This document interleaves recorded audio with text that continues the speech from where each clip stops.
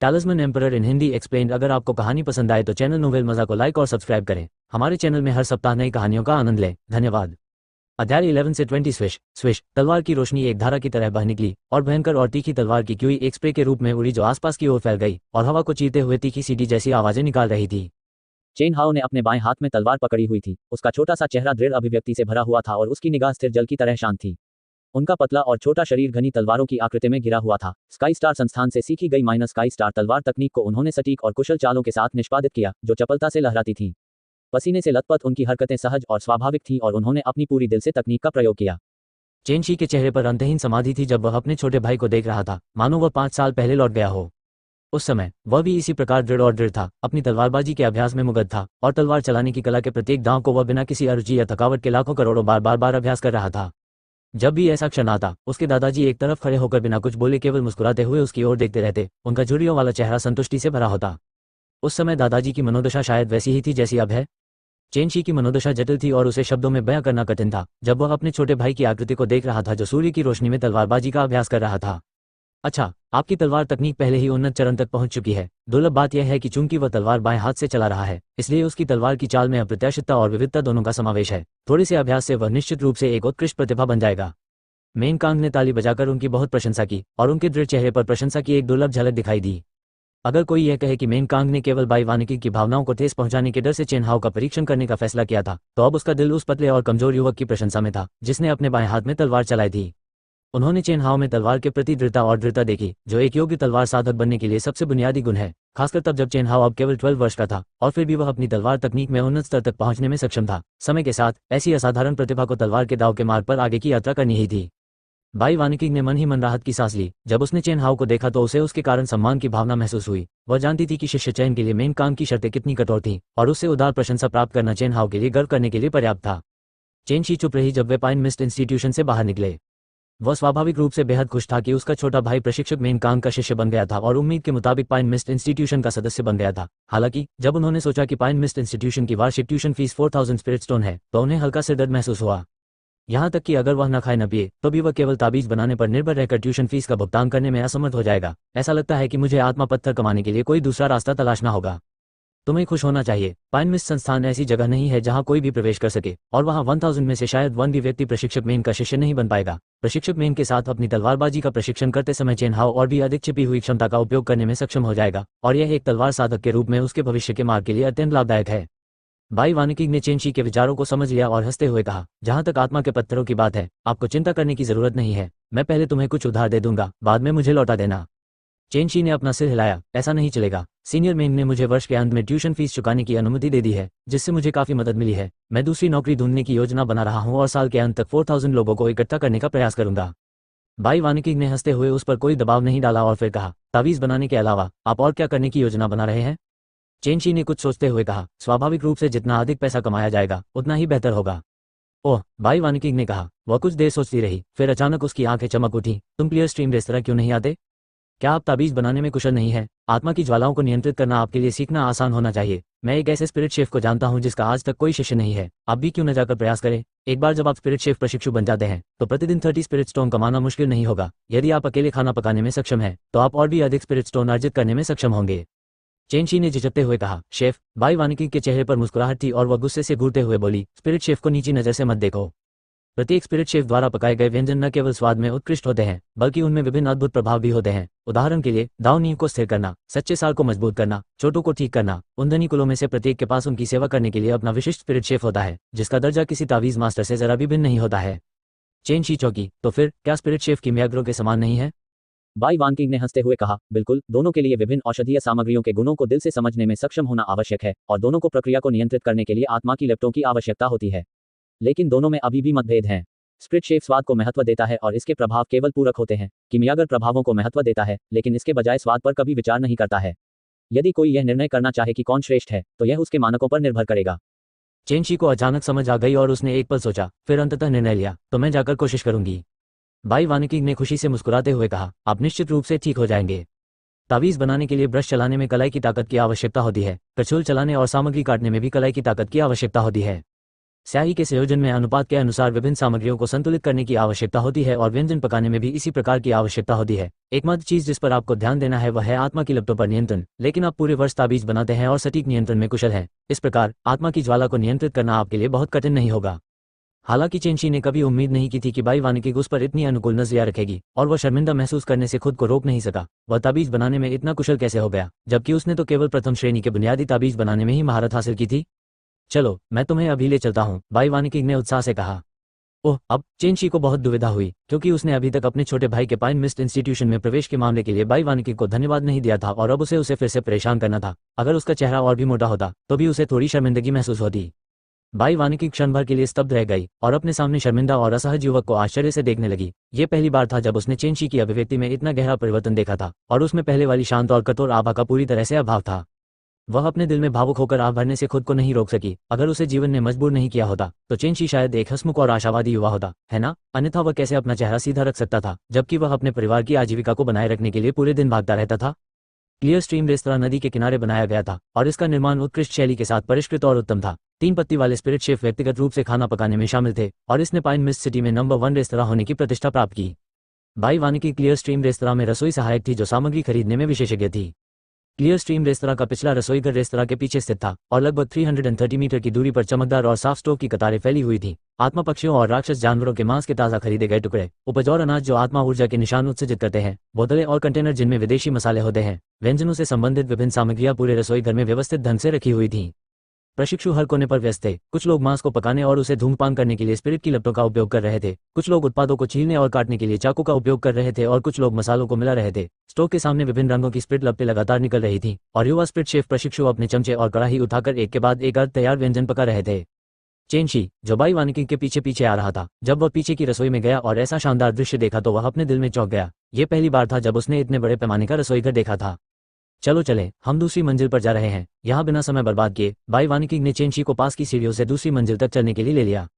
पहली मंजिल पर विभिन्न सामग्रियां तैयार की जाती हैं और दूसरी मंजिल पर 3 शराब के रसोई स्वादिष्ट व्यंजन पकाते हैं। चलते चलते बाई वानिकिग ने बताया, मैंने जिस स्पिरिट शेफ की बात की थी उसका उपनाम माँ है और सभी लोग उसे बूढ़ा माँ कहकर बुलाते हैं। उसका चरित्र थोड़ा अजीब है, लेकिन वह बहुत दयालु व्यक्ति है। जब तुम बाद में उससे मिलोगी तो बेहतर होगा कि तुम अपना कौशल अच्छे से दिखाओ। चेंशी ने चुपचाप से हिलाया। छोटी बाई, छोटी बच्ची, तुम मेरी पीठ पीछे क्यों बात कर रही हो? सावधान रहो, नहीं तो मैं बॉस से कह दूंगी कि तुम्हें नौकरी से निकाल दे। दूसरी मंजिल के कमरे से एक कर्कश आवाज सुनाई दी, जो सुनने में अप्रिय थी, जो क्रोधित तो लग रही थी, लेकिन मजाक का लहजा भी प्रकट कर रही थी। छोटी बाई। चेंशी ने पास में खड़ी बाई वानिकिग पर एक नजर डाली। उसके दिल में एक अजीब सी भावना उभरी। चाची बाई की बेटी पहले से ही 6 साल की थी, लेकिन यह बूढ़ा आदमी माँ उसे छोटी बाई कहता था। वह व्यवहारिक रूप से एक बूढ़ा आदमी था जो खुद को संचालित करना नहीं जानता था। एट नो विल बी नेट एट। बाई वानिकिग ने चेंशी की निगाहों को देखा और मन ही मन बेहद शर्मिंदा और क्रोधित हुई। अगर उसे पहले पता होता कि ऐसा होगा तो वह चेंशी को यहाँ नहीं लाती, लेकिन जब उसने सोचा कि माँ कितनी बूढ़ी है और अपने मन की हर बात कह देती है, तो उसने यह बात छोड़ दी। उसने चेंशी को दरवाजा धक्का देकर अंदर जाने के लिए प्रेरित किया और जो दृश्य उनकी आंखों में आया वह वास्तव में दुनिया से दूर एक स्वर्ग जैसा था। नीला आकाश रेशम जैसा था, उस पर कपास जैसे सफेद बादल थे और चारों ओर फूलों, पेड़ों और घनी घास के बीच एक रास्ता था जो घुमावदार था। रास्ते के अंत में एक प्रभावशाली जैड हरे बांस का मंडप था जो देवदार और हरे चीड़ के पेड़ों के बीच छिपा हुआ था। भ्रम निर्माण। चेंशी की निगाहें एक क्षण के लिए ठहर गई और उन्हें तुरंत ही यह समझ आ गया कि उनके सामने जो कुछ भी था वह सब एक संरचना द्वारा निर्मित भ्रम था। एक ऐसा मनोरम दृश्य जो पुनर्तः सजीव लगता है। ऐसी भ्रम रचना संभवतः किसी ग्रैंड टेलिस्मैन फॉर्मेशन मास्टर द्वारा ही बनाई गई होगी जो भ्रम रचना में कुशल हो, है ना? चेंशी के दिल में असीम आश्चर्य की भावना जागृत हुई जब उसने हवा में फूलों और पेड़ों की नाजुक खुशबू को सूंघा। केवल 9वीं कक्षा के तावीज मास्टर से ऊपर वाले को ही तावीज निर्माण मास्टर कहा जा सकता है। वर्तमान में वह केवल प्रथम श्रेणी का तावीज मास्टर था और वह ये सोचे बिना नहीं रह सकता था कि वह कब ऐसी ऊंचाइयों को प्राप्त कर सकेगा। ये जेड्स की पुष्प संरचना है, एक निम्न श्रेणी का भ्रम संरचना है और इसमें जीवन के लिए खतरा छिपा हुआ है। सावधानी से मेरे पीछे आओ, मनमाने ढंग से मत चलो। बाई वानिकिग ने घुमावदार रास्ते पर आगे बढ़ने से पहले धीमी आवाज में निर्देश दिया। चेंशी का दिल उछल पड़ा और वह बाई वानिकिग के पीछे पीछे कदम से कदम मिलाकर चलने लगा। थोड़ी सी भी लापरवाही बरतने की हिम्मत नहीं हुई। तावीज मास्टर और उनके द्वारा तैयार किए गए तावीजों को 9 ग्रेडों में विभाजित किया गया था। 9वीं श्रेणी के तावीज मास्टर के ऊपर तावीज निर्माण मास्टर थे और उनके द्वारा तैयार किए गए तावीज निर्माण निम्न श्रेणी, मध्यवर्ती श्रेणी और उच्च श्रेणी में विभाजित थे। चेंशी के ज्ञान के अनुसार एक क्रमिक भ्रम निर्माण वायलेट पैलेस क्षेत्र के साधक को इसकी सीमाओं से एक कदम भी आगे जाने की हिम्मत न करने देने के लिए पर्याप्त था। उसके सामने मौजूद जेड्स की पुष्प संरचना में निस्संदेह ऐसी ही भयानक मारक क्षमता थी। वह जल्दबाजी में काम करने की हिम्मत कैसे कर सकता है? जब उन्होंने जैड हरे बांस के मंडप में कदम रखा तो दृश्य एक बार फिर बदल गया। पूरा कमरा अत्यंत साधारण था और उसमें केवल 3 चूल्हे रखे गए थे। इसके अंदर और कुछ भी मौजूद नहीं था और यह पहले वाली उस सुंदर रसोई के एक हिस्से से पूरी तरह से अतुलनीय था। इस समय एक बूढ़ा आदमी, एक पुरुष और एक महिला 3 चूल्हों के सामने खड़े होकर कुशलतापूर्वक खाना बना रहे थे। तीनों के पीछे एक लगभग सजीव कठपुतली चुपचाप अपने हाथ में एक गोल ट्रे पकड़े खड़ी थी और ट्रे के ऊपर विभिन्न प्रकार की सामग्रियां रखी हुई थीं। एक गूंजती हुई सीटी के साथ स्टोव के पीछे खड़े आदमी ने अपना सिर उठाया और मुस्कुराते हुए बाई वानकिंग का अभिवादन किया। हाय सुंदर महिला बाई। ये लंबा और सुंदर आदमी एक सज्जन की तरह कपड़े पहने हुए था और उसकी तलवार के आकार की भौहें और तारों भरी आंखें थीं। उसके मुंह के कोने हल्के से मुड़े हुए थे और एक आकर्षक मुस्कान की झलक थी। कितना जवान और सुंदर युवक है। ये बड़ी बहन उसे देखकर लार टपका रही है। छोटी बहन वानक्विन, क्या यह आपका प्रेमी है? दूसरे स्टोव के पीछे ज्वलंत लाल पोशाक पहने आकर्षक महिला ने अपना सिर उठाया। उसके गर्म और सुंदर शरीर में मुलायम स्तनों की एक जोड़ी थी जो लंबे और सीधे खड़े थे, और उसकी पानी भरी आंखें आड़ू के फूल की पंखुड़ी के आकार की थीं, जो सीधे चेंशी को देख रही थीं, जबकि उसका आकर्षक और सुंदर चेहरा एक आकर्षक मुस्कान प्रकट कर रहा था। आखिरी चूल्हे के सामने एक बूढ़ा आदमी जो बंदर की तरह दुबला पतला था, हाथ में चम्मच मारते हुए जोर से चिल्लाया, काम पर वापस जाओ। सुंदर पुरुष और मनमोहक स्त्री का पूरा शरीर काम पर था। जब उनके शरीर खाना पकाने में एक साथ लग रहे थे, ऐसा लग रहा था जैसे वे अत्यंत आज्ञाकारी थे। ओह, ये कियाओ नान है और यह पेई पेई है। बाई वानकिंग ने पुरुष और महिला की ओर इशारा करने के लिए अपना हाथ बढ़ाया, फिर दुबले पतले बूढ़े व्यक्ति का सामना किया और धीमी आवाज में चेंशी से परिचय कराया। ये बूढ़ा आदमी माँ है, जो कियो नान और पेई पेई का वरिष्ठ भाई है। वे तीनों 3 पत्ती वाली स्पिरिट शेफ हैं। चेंशी ने सिर हिलाया और झुककर प्रणाम किया। वरिष्ठ जनों, आपसे मिलकर मुझे खुशी हुई। स्लोश स्लोश। चेंशी पर किसी ने ध्यान नहीं दिया और केवल कड़ाही में पक रहे व्यंजनों की आवाज लगातार गूंज रही थी। एट नो विल बिन एट। अपने जन्म के बाद से चेंशी ने इस तरह के अनगिनत अवसरों का अनुभव किया था और उसने बहुत पहले ही अपने स्वभाव को अत्यधिक दृढ़ बना लिया था। इस प्रकार उसे शर्मिंदगी महसूस नहीं हुई।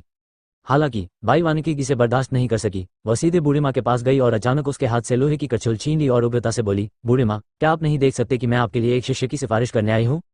बूढ़े आदमी माँ ने भयंकर रूप से घूर कर देखा और वह भड़कने ही वाला था जब उसने देखा कि बाई वानकिंग बिना किसी रोक टोक के उसे घूर रही थी। वह जानता था कि वह इस लड़की के खिलाफ कुछ नहीं कर सकता और दुखी होकर केवल इतना कह सकता था, छोटी बाई, परेशानी पैदा करना बंद करो। यह उच्च गुणवत्ता वाली कटी हुई चिली स्पिरिट रोहिरन मांस की एक प्लेट है। जब वह बोल रहा था तो उसकी बांस जैसी पतली हथेलियों ने लोहे की कड़ाही को पकड़ रखा था। फिर उसने कड़ाही को झुकाकर पूरा पकवान प्लेट में डाल दिया, जिससे ताजी मिर्च की चमक प्लेट पर दिखाई देने लगी। शोरबा तेल जैसा लाल था और मांस के टुकड़ों के साथ विभिन्न रंगों के मसाले डाले गए थे जो रेशम की तरह नाजुक थे। इस व्यंजन से एक उत्तम सुगंध हवा में फैल रही थी जो आंखों को सुखद लगने के साथ साथ अच्छी महक भी दे रही थी। बूढ़े माँ, अपनी आंखें खोलो और देखो, चेंशी ताबीज बनाने में कुशल है तथा उसकी कलाई पर नियंत्रण और तीव्र धारणा दोनों ही गुण है। वह भी जनजात क्षेत्र में है। क्या ऐसा हो सकता है कि ऐसी स्वाभाविक प्रतिभा भी आपका शिष्य बनने के योग्य न हो? बाई वानकिंग ने बहुत पहले ही अपना विनम्र और शांत व्यवहार खो दिया था। उसने अपने चेरी होठों को भींचते हुए क्रूर और अनुचित तरीके से कहा, मुझे परवाह नहीं है, आपको आज चेंशी को स्वीकार करना होगा। बूढ़े माँ चौंक गए और ऐसा लगा जैसे उन्हें कुछ याद आ गया हो और वे अजीब सी हंसी हंसने लगे। चेंशी, ये तो कोई अपशकुन नहीं हो सकता है ना? कियाओ नान और पेपेई जो स्टोव के सामने व्यस्त थे, उन्होंने ये सुनकर अपनी सारी हरकतें रोक दी और अजीब भाव से चेंशी को देखने लगे। बाई वानकिंग का शरीर काम को था। वह बहुत क्रोधित थी। वह वास्तव में इस शापित बूढ़े आदमी को ऐसे कोमल स्थान को छूने के लिए गला घोटकर मार डालने के अलावा और कुछ नहीं चाहती थी। आप ऐसा कैसे बोल सकते हैं? चेंशी की ओर देखते हुए उसका दिल बहुत व्याकुल हो गया, लेकिन उसने जो देखा वह यह था कि चेंशी ने हल्के से अपने होठों को सिकुड़ा और शांति से कहा, यह महत्वपूर्ण नहीं है कि मैं बदकिस्मत हूं या नहीं। महत्वपूर्ण बात यह है कि मैंने कभी उम्मीद नहीं की थी कि सीनियर माँ इतने पारंपरिक बनेंगे। आंटी बाई, चलो चलें। ओह, बाई वानकिंग ने चेंशी को यहाँ लाने पर थोड़ी शर्म महसूस करते हुए कहा। इंतजार। वे दोनों अभी जाने की योजना बना ही रहे थे कि बूढ़ी माँ ने क्रोध में चिल्लाकर कहा, कौन पारंपरिक है? इससे किसे फर्क पड़ता है कि वह बिना किसी गुण के खलनायक है या बहुत दयालु और करुणामय है? जहां तक मेरा सवाल है, ये सब बकवास है। वह जितना अधिक बोलता गया, उसकी आवाज उतनी ही ऊंची होती गई। अंततः वह लगभग दहाड़ने लगा, मैं जिसे स्वीकार कर रहा हूं वह एक शिष्य है, जब तक कि वह मेरी सभी पाक कलाओं को विरासत में प्राप्त कर सकता है। कौन इतना स्वतंत्र है कि वह इन सब की परवाह करे? बाई वानकिंग ने सुखद आश्चर्य से कहा, तो फिर आप चेंशी को अपना शिष्य बनाने की योजना बना रहे हैं? बूढ़ी माँ का चेहरा झिझक और अनिश्चितता से भरा हुआ था। कियाओ नान ने चुपके से बाई वानकिंग को आंख मारी और गंभीर भाव से बोली, बड़े भाई, उसे स्वीकार करो। मैं ऐसे व्यक्ति पर विश्वास करता हूं जिस पर सुंदर लेडी बाई कृपा दृष्टि रखती है। पेई पेई की नजर एक पल के लिए चेंशी पर टिकी रही और उसने चुपके से चेंशी को एक मोहक नजर से देखा। तभी उसने दयनीय भाव से बूढ़ी माँ से विनती की, हाँ बड़े भाई, चेंशी युवा और स्थिर दिखते हैं और वे तावीज बनाने में कुशल हैं, उसे स्वीकार करो। चेंशी चौंक गया और चुप रहा, लेकिन उसके दिल में आशा की एक किरण उभरी। उसने पहले भी मना कर दिया था क्योंकि बूढ़ी माँ ने उसके मुंह पर उसका मजाक उड़ाया था। यदि वह स्वयं को विनम्र बनाकर बूढ़े व्यक्ति से विनती करता तो भले ही वह बूढ़ी माँ को सफलतापूर्वक अपना स्वामी मान लेता। यदि उसे अभी भी लगातार बूढ़ी माँ के उपहास का शिकार होना पड़ता तो वह यह अवसर नहीं चाहता। इसके अलावा बूढ़ी माँ की दहाड़ सुनने के बाद वह समझ गया था कि बूढ़ा माँ उतना भयानक नहीं था जितना उसने सोचा था, और उसके दिल में जो थोड़ा सा गुस्सा था वह बिना किसी निशान के गायब हो गया। जब किसी को दरकिनार कर दिया जाता था, उसका मजाक उड़ाया जाता था या उसे तिरस्कृत किया जाता था तो ये भयावह नहीं होता था। भयावह बात यह थी कि व्यक्ति में आत्मसम्मान, गरिमा नहीं थी तथा दृढ़ता का अभाव था।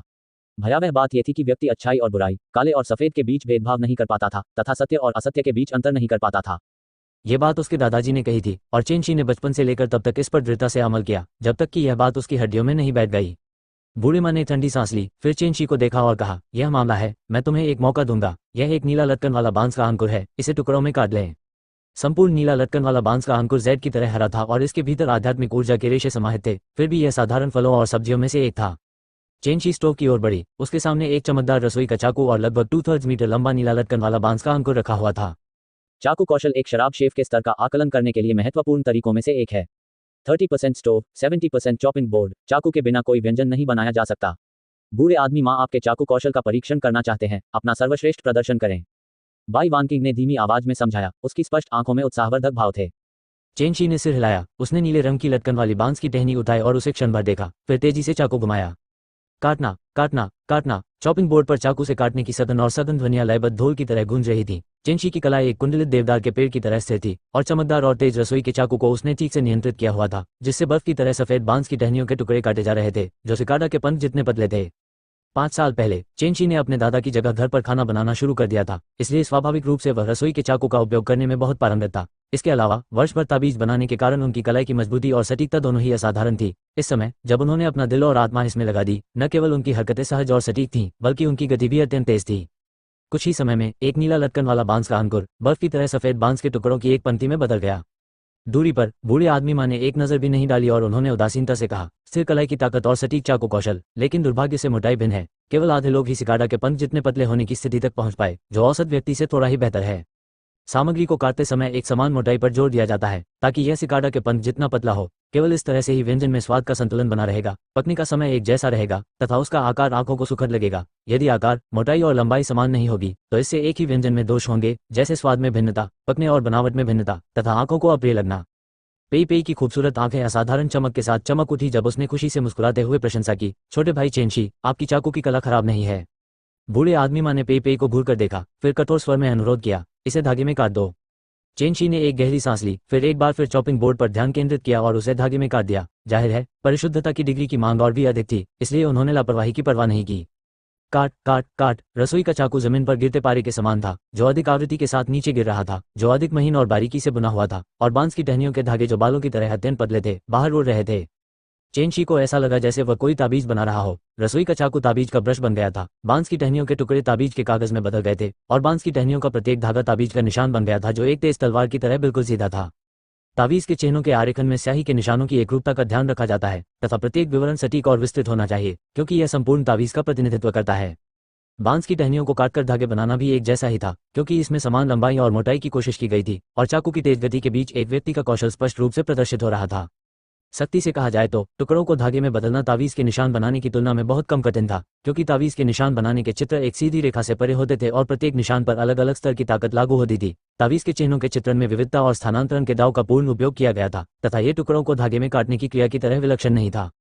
इस प्रकार जब उसने ताकत और सटीकता की डिग्री को पूरी तरह से समझ लिया तो चेंशी की काटने की गति अचानक बढ़ गई और ऐसा लग रहा था जैसे कि रसोई का चाकू जीवित हो गया हो और तेजी से आगे बढ़ते हुए एक हर्षित लय में नृत्य कर रहा हो।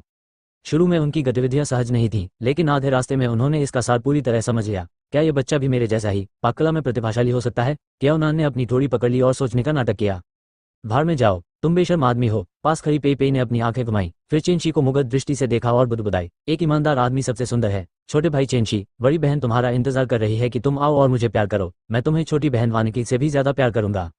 इस बार बाई वानिकी भी इसे बर्दाश्त नहीं कर सकी। उसके परिष्कृत और गोरे चेहरे पर 2 गुलाबी बादल दिखाई दिए और वह शर्मिंदगी से क्रोधित हो गई। पेई, भ्रमपूर्ण। फिर भी वह अपने दिल में बेहद खुश थी, क्योंकि चेंशी को कियाओनान और पेई पेई दोनों की प्रशंसा प्राप्त करना पहले से ही उसकी कल्पना से परे था। बूढ़ी माँ की आंखें चमक उठीं, लेकिन उनका भाव उदासीन रहा। पाइन मिस्ट सिटी में जब तक आपके रहने की स्थिति खराब नहीं होती, व्यवहारिक रूप से किसी का बच्चा रसोई में खाना नहीं बनाता, क्योंकि खाना बनाना अप्रासंगिक कार्य माना जाता था और समय की बर्बादी होती थी, जिसका बेहतर उपयोग खेती के लिए किया जा सकता था। सच तो यह है कि यह बिल्कुल ऐसा ही था, जब तक कि कोई व्यक्ति स्पिरिट शेफ बनने के लिए कौशल का स्तर हासिल नहीं कर लेता। साधारण लोग जो रसोइये के रूप में काम करते थे, वे सभी नौकर थे और उनके स्वामी के रूप में किसी को केवल उनके श्रम के फल का आनंद लेने की आवश्यकता थी। इस प्रकार चाकू को संभालने में चेंशी के कौशल को देखने के बाद बूढ़े आदमी माँ का दिल वास्तव में थोड़ा द्रवित हो गया। लेकिन यह पर्याप्त नहीं था, क्योंकि उनकी पाक कला पूरे पाइन मिस्ट सिटी में सबसे ऊपर थी और वह स्वयं एक 3 पत्ती वाली स्पिरिट शेफ थे। इस प्रकार वह अपने शिष्य के रूप में किसी व्यक्ति का चयन करते समय बिल्कुल भी जल्दबाजी नहीं करते थे। चेनशी ने रसोई का चाकू नीचे रख दिया। चॉपिंग बोर्ड पर नाजुक नीले लटकन वाले बांस के धागों का ढेर था, जो बर्फ की तरह चमकदार थे। प्रत्येक धागा कपास के रेशे की तरह महीन और क्रिस्टल की तरह साफ था तथा अत्यंत आकर्षक था। चेनशी, बहुत बढ़िया। बाई वानिकी ने उनकी प्रशंसा करने में अग्रणी भूमिका निभाई। इतना खराब भी नहीं, आप में उन वर्षों की मेरी आधी क्षमता है, लेकिन आपको अभी से ही असाधारण रूप से कुशल माना जा सकता है, केओनान ने पूरी गंभीरता से कहा। पेई पेई ने पहले बेशर्मी से शेखी बघारते केओनान पर अपनी आंखें घुमाई, फिर अपनी गोरी और पतली भुजाओं का उपयोग करके उसके नाजुक और सुंदर चेहरे को पकड़ते हुए वह मुग्ध होकर बुदबुदाई, छोटे भाई चेनशी, मैं पहले से ही तुम्हारे गंभीर रूप से प्यार में पड़ गई हूँ। ओह, क्या यह ऐसी भावना है जिससे मैं खुद को मुक्त नहीं कर पा रहा हूँ? हालांकि जब उसने तीनों की प्रशंसा सुनी तो उसे थोड़ा अजीब लगा, लेकिन चेनशी को अभी भी बहुत अधिक सहजता महसूस हुई जब उसने बूढ़े आदमी माँ को देखने के लिए अपना सिर उठाया। हुन्फ, आपके चाकू कौशल को अभी भी एक लंबा रास्ता तय करना है। बूढ़ी माँ का चेहरा तनावग्रस्त हो गया जब वह आगे बढ़ रहा था। उसके बाएं हाथ ने एक नीले रंग का बांस का धागा उठाया और दाहिने हाथ ने रसोई का चाकू उठाया। तभी उसकी कलाई में कंपन हुआ और एक चौंकाने वाला दृश्य सामने आया। अपने बाएं हाथ में बांस की टहनी के धागे को लक्ष्य बनाकर लगभग 30 सेमी लंबा रसोई का चाकू उसके हाथ में तेजी से नाच रहा था, जिससे चाकू की आकृतियां बर्फ के टुकड़ों की तरह दिखाई दे रही थीं। उसकी कुशल चाल स्वाभाविक और सहज थी। चेनशी की आंखें खुल गई, लेकिन उसने जो देखा उससे वह पूरी तरह हैरान रह गया। वह एक फूल बना रहा है, बाई वानिकी ने धीमी आवाज में समझाया। सामग्री पर आकृतियां उकेरना न केवल आंखों को अच्छा लगता है, बल्कि खाना बनाते समय स्वाद भी आसानी से व्यंजन में समा जाता है। विशेषकर कुछ प्रकार के मांस जो आत्मिक ऊर्जा से भरे होते हैं, उनकी सतह पर नक्काशीदार पैटर्न आत्मिक ऊर्जा को अधिक आसानी से अवशोषित करने की अनुमति देते हैं। चेनशी को अचानक समझ में आया और उसने मन ही मन खुद से कहा, यह बूढ़ा आदमी माँ मुझे आगे ऐसा करने के लिए नहीं कहेगा, है ना? वह थोड़ा परेशान महसूस कर रहा था, क्योंकि रसोई का चाकू बांस के धागे की तुलना में बहुत बड़ा लग रहा था, जो कपास के रेशे की तरह महीन था, और उस पर फूल उकेरने की बात तो दूर, वह संभवतः उसे उसी क्षण काट देगा जब वह उसके चाकू के संपर्क में आएगा। बाई वानिकी ने ठंडी आवाज में कहा, हुन, ये तो बस एक घटिया बांस की टहनी का धागा है, इस पर नक्काशी करने का क्या मतलब है? चिंता मत करो, अगर बूढ़े माँ सचमुच तुमसे बांस के धागे पर फूल उकेरने के लिए कहते हैं, तो वह जानबूझकर तुम्हारे लिए इसे मुश्किल बना रहे हैं। मैं इसका बिल्कुल अनुमोदन नहीं करूंगा। मैं भी इससे सहमत नहीं हूँ। पेई पेई ने बीच में बोलते हुए जानबूझकर चेनशी की ओर एक नजर डाली, जिससे ऐसा लग रहा था कि बड़ी बहन तुम्हारे लिए खड़ी होगी। केओनान ने अपना सिर ऊंचा किया और गंभीरता से कहा, चूंकि सुंदर महिला बाई को यह मंजूर नहीं है, तो एक सज्जन व्यक्ति के रूप में मैं भी अपनी अस्वीकृति व्यक्त करता हूँ। बूढ़े माँ की आकृति जो चाकू घुमा रही थी स्तब्ध रह गई। फिर उसने रसोई के चाकू को तेजी से फेंकने के लिए अपना हाथ घुमाया और क्रोध में अपने पैर पटकते हुए चिल्लाया, क्या यह पर्याप्त नहीं है कि मैं इस शिष्य को स्वीकार कर लूं? मैंने तो बस उसे नाम से पुकारा और तुम सब मुझ पर टूट पड़े। आपने खुद ही कहा। बाई वानिकी, केओनान और पेई पेई ने एक सुर में बात की। चेनशी ने यह सब दिल से लिया और उसके दिल में एक गर्मजोशी बह निकली जिसे उसने लंबे समय से कभी महसूस नहीं किया था। वह जानता था कि चाकू चलाने में उसकी कुशलता को देखते हुए अगर यह आंटी बाई के प्रति सम्मान की बात न हो तो ये लोग उसकी ओर एक नज़र भी डालने की जहमत नहीं उठाएंगे। वह अपने अंदर कौतूहल पैदा होने से खुद को रोक नहीं सका। आंटी बाई वास्तव में कौन है? वह न केवल पाइन मिस्ट इंस्टीट्यूशन के प्रशिक्षक मेन कांग से परिचित है, बल्कि वह 3 स्पिरिट शेफ के साथ भी मिलकर काम करने में सक्षम है। वह किसी भी तरह से एक साधारण रसोई सहायक की तरह नहीं है। मैं तुम्हें 10 दिन देता हूँ। स्पिरिट फ्लेम्स का संग्रह और खाद्य सामग्री के लिए एक अंतिम सचित्र मार्गदर्शिका को दिल से याद करो। 10 दिनों के बाद यदि आप अवयवों और आत्मा की लिप्टों के गुणों का पता नहीं लगा सकते हैं, तो मैं इस शिष्य को नहीं लूंगा। बूढ़े माँ अभी भी शांत नहीं हुए थे और उन्होंने एक शर्त रखी, एट नो विल बी नेट एट। चेनशी को कोई आपत्ति नहीं थी। उसने बस एक पल सोचा और फिर कहा, 10 दिन कोई समस्या नहीं है। मैं जानना चाहता हूँ कि आपका शिष्य बनने के बाद मैं प्रतिदिन कितने आत्मिक पत्थर प्राप्त कर सकूंगा। बूढ़ी माँ की आंखें अचानक से खुल गई। ऐसा लग रहा था कि उन्हें अपने कानों पर विश्वास ही नहीं हो रहा था और उनकी छाती जोर से ऊपर नीचे होने लगी और वे अचानक जोर से चिल्ला उठे, तुम मुझे आत्मिक पत्थर कमाने के लिए अपना गुरु बना रहे हो? क्या मेरी पाक कला को स्पिरिट पत्थरों से मापा जा सकता है? आप भाड़ में जाओ। बाई वानिकी ने जब देखा कि बूढ़ा माँ पागल होने की कगार पर है तो उसने जल्दी से चेनशी को अपने साथ खींच लिया और भाग निकली। उसमें चरित्र है, लेकिन दुर्भाग्य से वह उतना चरित्रवान नहीं है जितना मैं इतने साल पहले था। केओनान ने अपनी ठोड़ी को रगड़ते हुए कड़ाई से मूल्यांकन किया। ओह, छोटा भाई चेनशी असाधारण है। केवल ऐसा ही आदमी मेरे द्वारा पोषित किए जाने योग्य है, पेई पेई ने खुद से ही कहा। उसकी खूबसूरत आंखें चमकती हुई चमक रही थी क्योंकि वह एक बार फिर भ्रमित हो गई थी। वापस काम पर लग जाओ। बूढ़ी माँ की तीखी चीख असीम क्रोध से भरी हुई थी और उसमें लोहे की कचौल के कड़ाही से टकराने की ध्वनि भी शामिल थी। क्लियर स्ट्रीम रेस्तरां से बाहर निकलने के बाद बाई वानिकी घर की आवाज में लगातार हंसने से खुद को रोक नहीं पाई जब उसने बूढ़े आदमी माँ की उस स्थिति को याद किया जब उन्हें उनके द्वारा अधीनता स्वीकार करने के लिए मजबूर किया गया था। चेनशी को भी यह थोड़ा मनोरंजक लगा और उसने कहा, बूढ़े आदमी माँ का स्वभाव वास्तव में अजीब है। बाई वानकिंग ने बातचीत का विषय बदलते हुए कहा, आपको आत्मिक पत्थर अर्जित करने में असमर्थ होने के बारे में चिंता करने की जरूरत नहीं है। अब से 10 दिन बाद जब आप आधिकारिक तौर पर बूढ़े आदमी माँ के शिष्य बन जाएंगे तो क्लियर स्ट्रीम रेस्तरां आपके साथ उचित मूल्य पर एक समझौते पर हस्ताक्षर करेगा। चेनशी ने सिर हिलाया, क्योंकि वह भी यही सोच रहा था। क्लियर स्ट्रीम रेस्तरां के प्रमुख स्पिरिट शेफ के रूप में बूढ़े माँ का वेतन अतुलनीय रूप से उदार था और बूढ़े आदमी माँ के शिष्य के रूप में क्लियर स्ट्रीम रेस्तरां उन्हें आत्मा पत्थरों की पेशकश करने के लिए बहुत उत्सुक होगा। बाई वानकिंग को कुछ याद आ गया था और उसके सुंदर और गोरे चेहरे पर एक अजीब सी झलक दिखाई दी। यदि आप 10 दिनों में बूढ़े माँ को अपना गुरु मान लेते हैं तो शायद आप क्लियर स्ट्रीम रेस्तरां के मालिक से मिल सकेंगे। एक ऐसा व्यक्ति जिसके पास अत्यंत उच्च क्षमता है। चेन शी चौंक गया और उसने मन ही मन सोचा कि मामला यही है। चूंकि clear stream restaurant pine mist city में नंबर 1 रेस्तरां के रूप में प्रतिष्ठित था, इसलिए स्वाभाविक रूप से इसके मालिक के पास असाधारण क्षमता होगी। चेन शी के चेहरे को देखकर बाई वानिकी को पता चल गया कि वह उसके शब्दों के पीछे का मतलब नहीं समझ पाया है, लेकिन उसने आगे कुछ नहीं बताया। वह मुस्कुराई और बोली, क्या तुम आज झांक जनरल स्टोर जा रहे हो? चेन शी ने अपना सिर हिलाया, नहीं, मैं आज तावीज़ नहीं बना पाया। अगर मैं जनरल स्टोर पर जाऊंगा तो अंकल झांक शायद मुझे डांटेंगे। ये बात कहते हुए उन्होंने आज घटित घटनाओं को याद किया। चेन हाओ ने सफलतापूर्वक पाइन मिस्ट इंस्टीट्यूशन में प्रवेश किया था और उसने बूढ़े आदमी माँ की मान्यता प्राप्त की थी। एक पल के लिए वह बाई वानिकी के प्रति और भी अधिक आभारी हो गया। वह नहीं जानता था कि बाई वानकिंग उसकी मदद करने के लिए क्यों आगे आएगी, लेकिन वह जानता था कि उसकी दयालुता का भार उसे अपना पूरा जीवन देने के लिए पर्याप्त था। चाची बाई, धन्यवाद, सचमुच धन्यवाद। चेन शी के चेहरे पर गंभीर भाव थे और वह अत्यंत गंभीर दृष्टि से बाई वानकिंग को देख रहा था, जबकि वह एक एक शब्द बोल रहा था। बाई वानकिंग स्तब्ध रह गई। वह कुछ समय बाद ही अपने सदमे से उबर पाई और उसके दिल में भावनाएं उफान पर थीं। अचानक उसने अपना पतला और सफेद हाथ बढ़ाकर चेन शी के चेहरे पर चुटकी काटी, फिर खुशी से मुस्कुराए। भविष्य में अधिक मुस्कुराओ, अपना चेहरा कठोर मत बनाओ और एक मृतक की तरह अपमानित मत हो। उपनाम डेडपेन चेन सचमुच कानों के लिए बहुत अप्रिय है।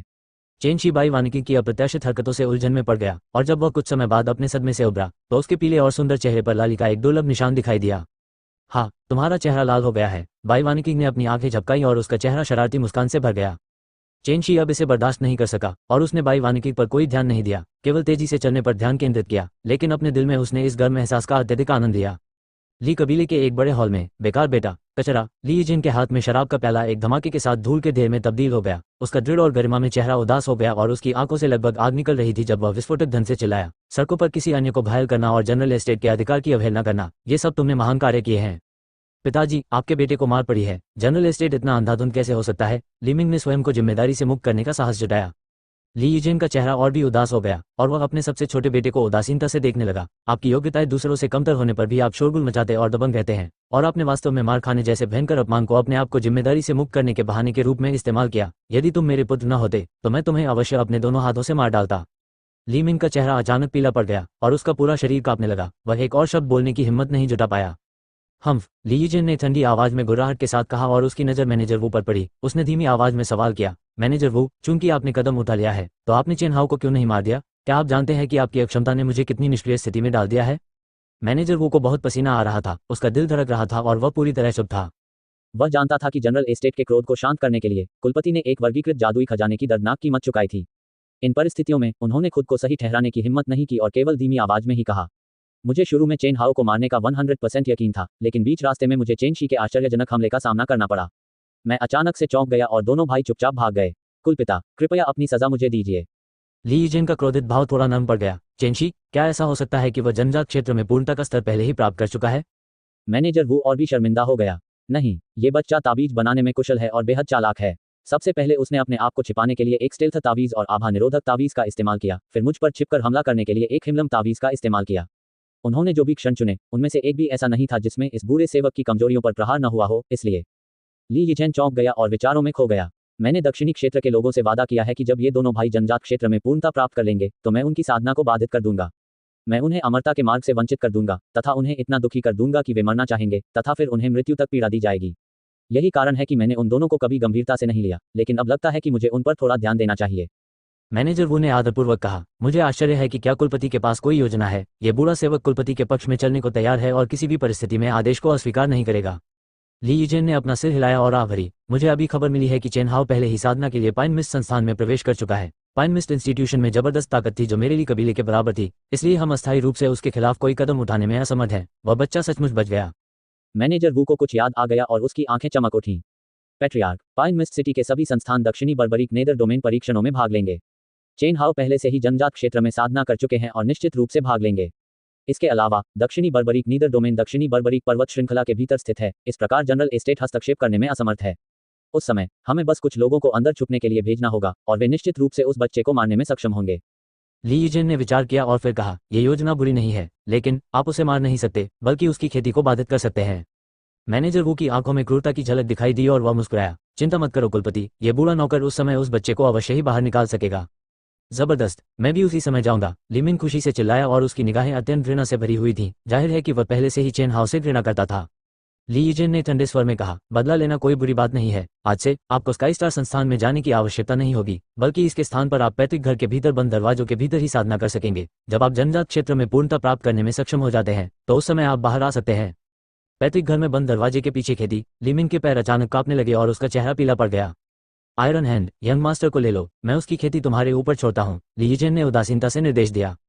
समझा। ली यीजेन के पीछे अचानक एक छाया दिखाई दी और एक दुबला पतला लंबा काले कपड़े पहने आदमी चुपचाप प्रकट हुआ। उनका स्वरूप सामान्य और साधारण था तथा उनमें कोई विशिष्ट विशेषता नजर नहीं आती थी, लेकिन जब ली मिंग ने उसे देखा तो ऐसा लगा जैसे उसने शैतान को देख लिया हो और उसका मुंह कांप उठा और उसने कहा, पिताजी क्या? उसकी आवाज अचानक बंद हो गई। आयरन हैंड तेजी से ली मिंग के पास एक भूत की तरह प्रकट हुआ, फिर ली मिंग को बेहोश करने के लिए अपना हाथ घुमाया और फिर ली मिंग को एक चूजे की तरह पकड़कर सीधे बड़े हॉल से बाहर चला गया। ली यीजेन की आंखों में असहनीयता की एक झलक दिखाई दी और फिर उसकी जगह दृढ़ता की भावना ने ले ली। फिर वह बुदबुदाया, बच्चे को दुलार में बिगाड़ देना। यदि आप जनजात क्षेत्र में भी पूर्णता प्राप्त नहीं कर सकते तो आपके पास कुलपति के पद के लिए अपने बड़े भाई के साथ प्रतिस्पर्धा करने की क्या योग्यता है? ली कबीले को कचरे की जरूरत नहीं है। मैनेजर वो अपने सामने घटित दृश्य को देखकर दंग रह गए। लोहे के हाथ, वह बैंगनी महल क्षेत्र का विशेषज्ञ जो हमेशा छाया में छिपा रहता था और स्वयं को छाया मानता था, ली कबीले का वह नंबर 1 हत्यारा जिसके हाथ खून से सने हुए थे। साधना करते समय ऐसे विचित्र व्यक्ति द्वारा देखे जाने के कारण युवा मास्टर के अगले दिनों को संभवतः देखने में बहुत भयानक ही कहा जा सकता है ना? बिना किसी कारण के मैनेजर वो के दिल में दया की भावना उभर आई। मैनेजर वो, अभी एक और मामला है जिसका मैं आपसे ध्यान रखना चाहता हूँ। ली यीजेन ने निर्णय लेने से पहले एक क्षण तक सोचा। मैनेजर वो को वास्तविकता का एहसास हुआ और उसने गहरी सांस लेते हुए ऊंची आवाज में कहा, कृपया मुझे निर्देश दीजिए कुलपति। निकट भविष्य में जनरल एस्टेट को नाराज करना हमारे लिए उचित नहीं है, लेकिन हम चेंशी को भी इतनी आसानी से नहीं छोड़ सकते। अगले महीने मैं चाहता हूं कि आप सबसे पहले उसकी खेती को बाधित करें। बाई वानिकी से विदा लेने के बाद चेंशी सीधे घर लौट आया और यूनिवर्स टास्लेयर बॉडी फोर्जिंग आर्ट्स को समझने से पहले जल्दी जल्दी खाना खाया। पिछले कुछ दिनों में जो कुछ हुआ वह बहुत अधिक था और उसने उसके भीतर तीव्र इच्छा शक्ति पैदा कर दी थी, इसलिए उसने जरा भी ढिलाई बरतने की हिम्मत नहीं की। सबसे महत्वपूर्ण बात यह है कि चाहे वह क्यूई शोधन हो, शरीर शोधन हो, सच्चे शरीर ब्रांड की कल्पना करना हो या ताबीज बनाकर पैसा कमाना हो, ये सभी उसके समय का एक बड़ा हिस्सा लेते थे। अब चूंकि उसके पास एक अतिरिक्त पाक कला भी थी, इसलिए उसे समय और भी कम लगने लगा, इसलिए वह अपना एक भी पल बर्बाद नहीं होने देना चाहते थे। चेंशी को नहीं पता था कि दूसरे लोग अपने समय के साथ कैसा व्यवहार करते हैं, लेकिन वह जानता था कि अगर वह मजबूत बनना चाहता है, अगर वह अपने दादा और चेन कबीले का बदला लेना चाहता है और अगर वह अपनी मां से मिलना चाहता है तो वह खुद पर लगाई गई आवश्यकताओं को कम नहीं कर सकता। इसके विपरीत इन उद्देश्यों को प्राप्त करने के लिए उसे स्वयं पर और भी कठोर अपेक्षाएं लागू करनी पड़ेंगी, चाहे वह कितनी भी कठिन क्यों न हो। भले ही उसे पसीने की एक अतिरिक्त बूंद भी बहाना पड़े, लेकिन किसी भी हालत में वह खुद को आराम करने का कारण नहीं देगा। इस प्रकार का विचार रखते हुए चेंशी ने अपने लिए एक साधना योजना तैयार की। सुबह में वह ताबीज बनाते थे, फिर पाक कला का प्रशिक्षण लेते थे। रात में वह यूनिवर्स टास्लेयर body forging arts, violet sky arts की साधना करते थे और ट्रू बॉडी ब्रांड की कल्पना करते थे। उसके पास सोने के लिए कितना समय बचा है, ये बात उसके विचार में नहीं थी। बेशक यदि चेंशी वायलेट पैलेस क्षेत्र को प्राप्त करने और वायलेट पैलेस साधक बनने में सक्षम था तो सोना या न सोना कोई विशेष महत्व नहीं रखता था। दुनिया में शरीर को निखारने वाले लोग अपने शरीर को निखारने के लिए ज्यादातर पत्थर, सोना, बिजली, आग और पानी की ऊर्जा का इस्तेमाल करते हैं, लेकिन मैंने कभी भी शरीर को सहमित करने के लिए तारों की घातक क्यूई का उपयोग करने के बारे में नहीं सुना है। ये यूनिवर्स टास्लेयर बॉडी फोर्जिंग आर्ट्स एक नई विधि विकसित करने में सक्षम है और वास्तव में अद्भुत है। मानो उसने कोई रहस्यमय खिड़की खोल दी हो। चेंशी की आंखें असामान्य रूप से चमक रही थीं। वह अपने मन में सुंदर पात्रों की पंक्तियों का गहन जिज्ञासा के साथ ध्यानपूर्वक रसास्वादन करता था। यूनिवर्स टास्लेयर बॉडी फोर्जिंग तकनीक को 7 स्तरों में विभाजित किया गया था। प्रथम स्तर, धातु से त्वचा को परिष्कृत करना। त्वचा को परिष्कृत करने के लिए 7वें गोल्ड स्टार की घातक क्यूई का उपयोग किया जाता है। दूसरा स्तर, अग्नि से हड्डियों को सख्त करना। धधकते अग्नितारा की घातक क्यूई को हड्डी को सख्त करने के लिए खींचा जाता है। तीसरा स्तर, पानी के साथ कंडराओं को गूंथना। कंडराओं को गूंथने के लिए लचीले वाटर स्टार की घातक क्यूई को खींचा जाता है। चौथा स्तर, मांसपेशियों को पृथ्वी से कठोर बनाना। मांस और रक्त को कठोर बनाने के लिए मोटी पृथ्वी तारा की घातक क्यूई का उपयोग किया जाता है। एट नोवेल बिन एट। पांचवां स्तर, लकड़ी से शरीर को ढालना। शुद्ध वुड स्टार की घातक क्यूई को शरीर को पुनः ढालने के लिए उपयोग में लाया जाता है। अब तक प्रसवोत्तर क्षेत्र के लिए शरीर शोधन पूर्णता प्राप्त कर चुका था। जैसा कि उम्मीद थी, ये बहुत कठिन है। 5 तत्वों के साथ सितारों की घातक क्यूई के माध्यम से पूरे शरीर को सहमित करके जनजात क्षेत्र के भीतर पूर्णता की ओर साधना करने में सक्षम ये क्यूई शोधन तकनीक की तुलना में कहीं अधिक संक्षिप्त और स्पष्ट है। चेंशी ने प्रशंसा से कहा, फिर भौहें सिकोड़कर बुदबुदाया। हालांकि सरल का मतलब यह नहीं है कि यह आसान है। शरीर शोधन विधियां मूलतः अत्यंत कठिन थीं और जिस व्यक्ति में अधिक दृढ़ता और प्रबल इच्छाशक्ति नहीं होती, वह शरीर शोधन से उत्पन्न पीड़ा को सहन करने में सर्वथा असमर्थ होता है। यह यूनिवर्स टास्लेयर बॉडी फोर्जिंग तकनीक मैनर के मास्टर से आती है और इसका पता 10 लाख साल पहले के आदिम युग से भी लगाया जा सकता है।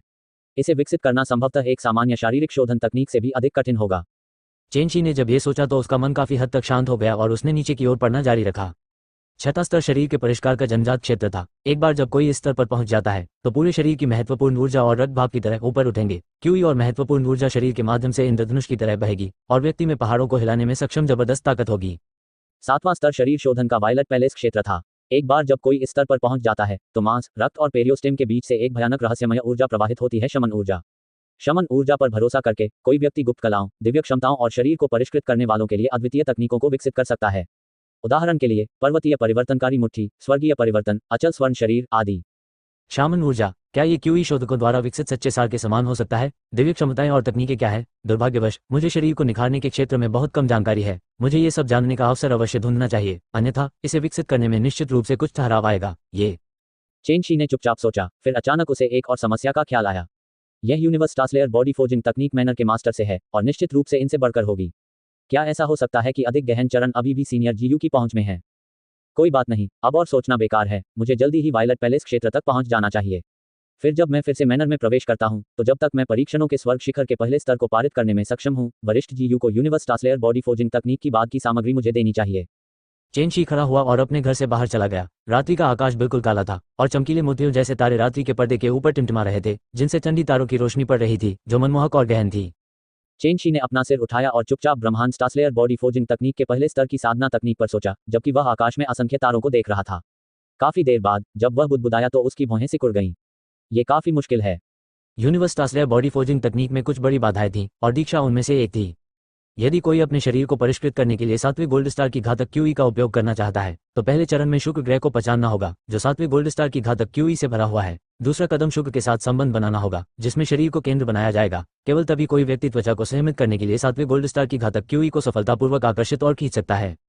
असंख्य तारों में से शुक्र सबसे चमकीला था और यदि कोई इसे ध्यानपूर्वक पहचाने तो इसे ढूंढने में अधिक समय नहीं लगेगा। जहां तक त्वचा को कठोर बनाने के लिए 7वें गोल्ड स्टार बेलेफुल क्यूई का उपयोग करने की बात है, तो इसे बहुत कठिन नहीं माना जाता था तथा केवल साधना तकनीक के अनुसार साधना करने की आवश्यकता होती थी। सबसे कठिन था दूसरा चरण, शुक्र को महसूस करना और उसके साथ संबंध स्थापित करना। सौभाग्य से शुक्र को महसूस करने की एक विस्तृत विधि यूनिवर्स टास्लेयर बॉडी फोर्जिंग तकनीक के भीतर दर्ज की गई थी, और हालांकि यह विधि जटिल थी, इसने चेन शी की तत्काल आवश्यकता को हल कर दिया। सफलता मिले या न मिले, कोशिश करना कभी गलत नहीं होता। चेन शी ने एक गहरी सांस ली और जब तक उसकी मनस्थिति अत्यंत शांत नहीं हो गई, तब तक उसने धीरे से अपनी आंखें बंद की। वह आंगन के फर्श पर पैर मोड़कर बैठ गया और दूर क्षितिज में सबसे चमकीले तारे की ओर अपना सिर हल्के से उठाया। फिर उसने कमजोर ढंग से अपने हाथों को अपनी छाती के सामने टिकाया। उसकी उंगलियां बेलों की तरह मुड़ गई, जिससे प्राचीन मोहरों का घना ढेर बन गया, जिसमें रहस्य और गहनता का हल्का सा आभास था। एक एक करके हाथ की मोहरें ज्वार के बढ़ने और गिरने की तरह पैदा हुई और नष्ट हो गई। ऐसा लग रहा था कि उनका कोई अंत नहीं है। 7 मिनट के बाद चेन शी अचानक रुक गया। उसकी दाहिनी हथेली ने आकाश को पकड़ लिया और उसकी बाई हथेली ने पृथ्वी को। वह अब और नहीं हिल रहा था, एक खामोश पत्थर की नक्काशी की तरह जो एक असामान्य शांति बिखेर रही थी। डिंग, दूर रेगिस्तान से आती हुई ऊंट की घंटी जैसी आवाज आत्मा को शुद्ध करने वाली शांत ऊर्जा की एक किरण लेकर आ रही थी, जो चेन शी की चेतना के सागर में गूंज रही थी। उसने खेती शुरू कर दी। मैनर के भीतर जीयू ने उफनती नदी से अपना सिर ऊपर उठाया। ऐसा लग रहा था जैसे वह कुछ सुन रहा हो। जीवन के अनुभव से भरी उसकी गहरी निगाह में एक असामान्य अभिव्यक्ति का पता चला, जो उत्साहित लग रही थी लेकिन भावुक भी थी। चेन शी को ऐसा महसूस हुआ जैसे उसके पंख को गाय हो और वह आकाश में उड़ गया हो, रात के आकाश की गहराइयों की ओर दौड़ रहा हो। उसे न तो थकान का पता था और न ही आकाश के अंत का। आसमान में एक एक करके चमकते और तैरते सितारों के पीछे से उड़ते हुए, एक एक करके उन गहरे और शांत ब्लैक होल के पास से उड़ते हुए जो दिल में डर पैदा कर रहे थे। एक के बाद एक उल्कापिंडों की वर्षा के समूहों के पास से उड़ते हुए जो खिलते हुए पटाखों की तरह थे।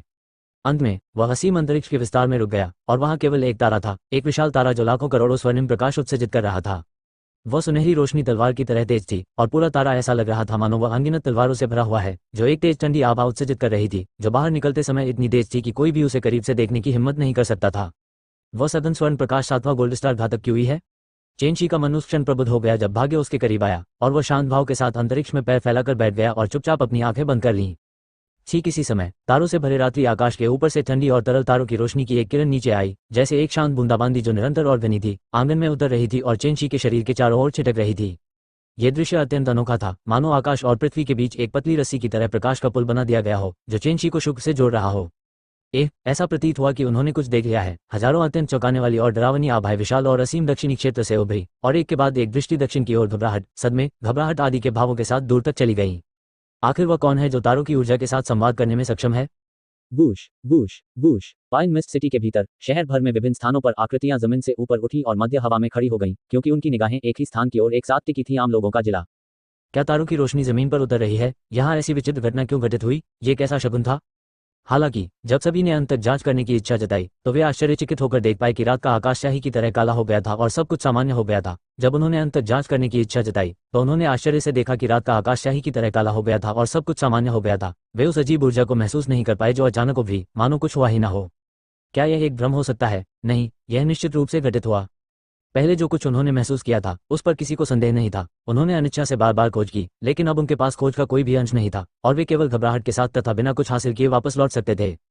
हाँ, मेरे गुरु ने प्रतीक्षा की और अंततः एक शिष्य प्राप्त किया जो बड़ी कठिनाई से उनके पद को प्राप्त करने में सक्षम है। मैं आप सभी को परेशानी पैदा करने की अनुमति कैसे दे सकता हूँ? मैनर के अंदर जीयू ने आकाश की ओर देखा और जोर से हंसने लगा। उसका मूड अविश्वसनीय रूप से खुशी से भरा हुआ था। काफी देर के बाद जीयू की अभिव्यक्ति शांत हो गई और वह बुदबुदाया, बच्चे, कड़ी मेहनत करो। एक सच्चे विशेषज्ञ को किसी के संरक्षण की आवश्यकता नहीं होती। मैं भविष्य में कोई अपवाद नहीं बनाऊंगा और आपकी मदद नहीं करूंगा जब तक आप स्वर्ग शिखर के सभी परीक्षणों को पार कर सकते हैं। चेनशी को इस बात की पूरी जानकारी नहीं थी। उसके बगल में असंख्य तारों की रोशनी चमक रही थी और तारों की रोशनी का रंग धीरे धीरे शुद्ध और आंखों को भेदने वाले सोने में बदल गया। सफलता। चेनशी ने अपनी आंखें खोली और सुनहरे प्रकाश के कणों को देखा जो उसके शरीर के पास जुगनुओं की तरह हल्के से फड़फड़ा रहे थे और बुदबुदाया, ये 7वां गोल्ड स्टार घातक क्यों है? वह अपने दिल में बेहद उत्साहित था और बिना किसी हिचकिचाहट के यूनिवर्स टास्लेयर बॉडी फोर्जिंग तकनीक मानसिक साधना तकनीक के पहले स्तर को प्रसारित किया। हिस हिस। अचानक 7वीं गोल्ड स्टार की भयावह क्यूई जो आसपास फड़फड़ा रही थी एक पल के लिए अचानक रुक गई, फिर तेज सुनहरी रोशनी में बदल गई जो बालों की तरह पतली थी और अचानक चेनशी के पूरे शरीर की त्वचा में विलीन हो गई। दर्द जो हड्डियों तक पहुंच गया। हालांकि उसने पहले से ही खुद को तैयार कर लिया था, लेकिन जब 7वीं गोल्ड स्टार की घातक क्यूई उसके शरीर के संपर्क में आई तब भी उसे इतनी चोट लगी कि चेनशी अपने शरीर को नियंत्रित करने में लगभग असमर्थ हो गया। ऐसा लग रहा था जैसे हजारों तीखी चांदी की सुइयां एक साथ उसके शरीर में जोर से चुभ रही हो और उसका पूरा शरीर लगातार कांप रहा हो। 7वें स्वर्णतारा की घातक क्यूई में वह तीव्र क्यूई थी जो तारे घूमते समय संघनित करते थे और यह अतुलनीय रूप से शुद्ध थी, इसलिए जब इसका प्रयोग शरीर की त्वचा पर किया जाता था तो यह स्वाभाविक रूप से अत्यंत पीड़ादायक होती थी। दृढ़ रहो, यदि मैं पहली बाधा से आगे नहीं बढ़ सकता तो मैं बदला लेने के बारे में कैसे सोच सकता हूँ? चेनशी के माथे की नसें विस्फोटक रूप से उभर आए और वह असाधारण रूप से क्रूर लग रहा था। उसने अपने दांतों को कसकर भींच लिया था, अपने सिर में चेतना के अंतिम धागे को बनाए रखने की पूरी कोशिश कर रहा था क्योंकि वह धीरे धीरे अपनी साधना तकनीक को प्रसारित कर रहा था। दर्द ज्वार की तरह था, हर लहर एक दूसरे से अधिक भयंकर थी। चेनशी के पूरे शरीर की त्वचा और रोमछिद्रों से गहरे लाल रंग का रक्त बहने लगा और वह शीघ्र ही खून से लथपथ हो गया। अज्ञात समय के बाद चेनशी ने धीरे धीरे अपनी साधना तकनीक का प्रसार बंद कर दिया। दर्द के कारण उसका मन इतना अधिक प्रताड़ित हो गया था कि उसमें चेतना का एक टुकड़ा भी नहीं रहा। वह पहले तो खड़ा होना चाहता था, लेकिन उसे महसूस हुआ कि उसके पूरे शरीर में रत्ती भर भी ताकत नहीं है, केवल असीम पीड़ा और थकावट रह गई थी जिसके कारण वह खड़ा भी नहीं हो पा रहा था। दीक्षा की पहली बाधा ने ही मुझे इस स्थिति तक पहुंचा दिया है। लगता है सीनियर जीयू ने जो कहा वह सच है, मेरा शरीर वाकई बहुत कमजोर है। चेनशी निराश नहीं हुआ क्योंकि इस तथ्य ने उसे बहुत कुछ समझने में मदद की और उसे अपने शरीर की स्थिति को स्पष्ट रूप से पहचानने में भी मदद की। कुछ क्षण तक ध्यान करने और अपने शरीर में थोड़ी शक्ति आने की प्रतीक्षा करने के बाद उसने एक बार फिर अपने दांतों को कस लिया और अपने शरीर को धीरे धीरे सहारा देने के लिए अपनी भुजाओं का प्रयोग किया। अंततः वह खड़ा हो गया, लेकिन दर्द के कारण उसे पहले ही बहुत पसीना आ चुका था। वह लड़खड़ाते हुए कदम बढ़ाते हुए घर में दाखिल हुआ, फिर अपने शरीर पर लगे खून को ठंडे पानी से धोया और फिर भारी सांस लेते हुए बिस्तर पर पैर मोड़कर बैठ गया। भले ही उसे अत्यधिक दर्द और थकावट महसूस हो रही थी, फिर भी चेनशी ने बैंगनी आकाश कला की साधना शुरू करने में एक पल भी बर्बाद नहीं किया। उनकी सोच का तरीका बहुत सरल था, जिसमें केवल 2 शब्द थे, मजबूत बनो। दृढ़ विश्वास और लगातार कार्रवाई के बिना वह कभी नहीं जान पाएगा कि अंत में वह कितना मजबूत है ना? चेनशी चुपचाप और दृढ़ता से कड़ी मेहनत कर रही थी।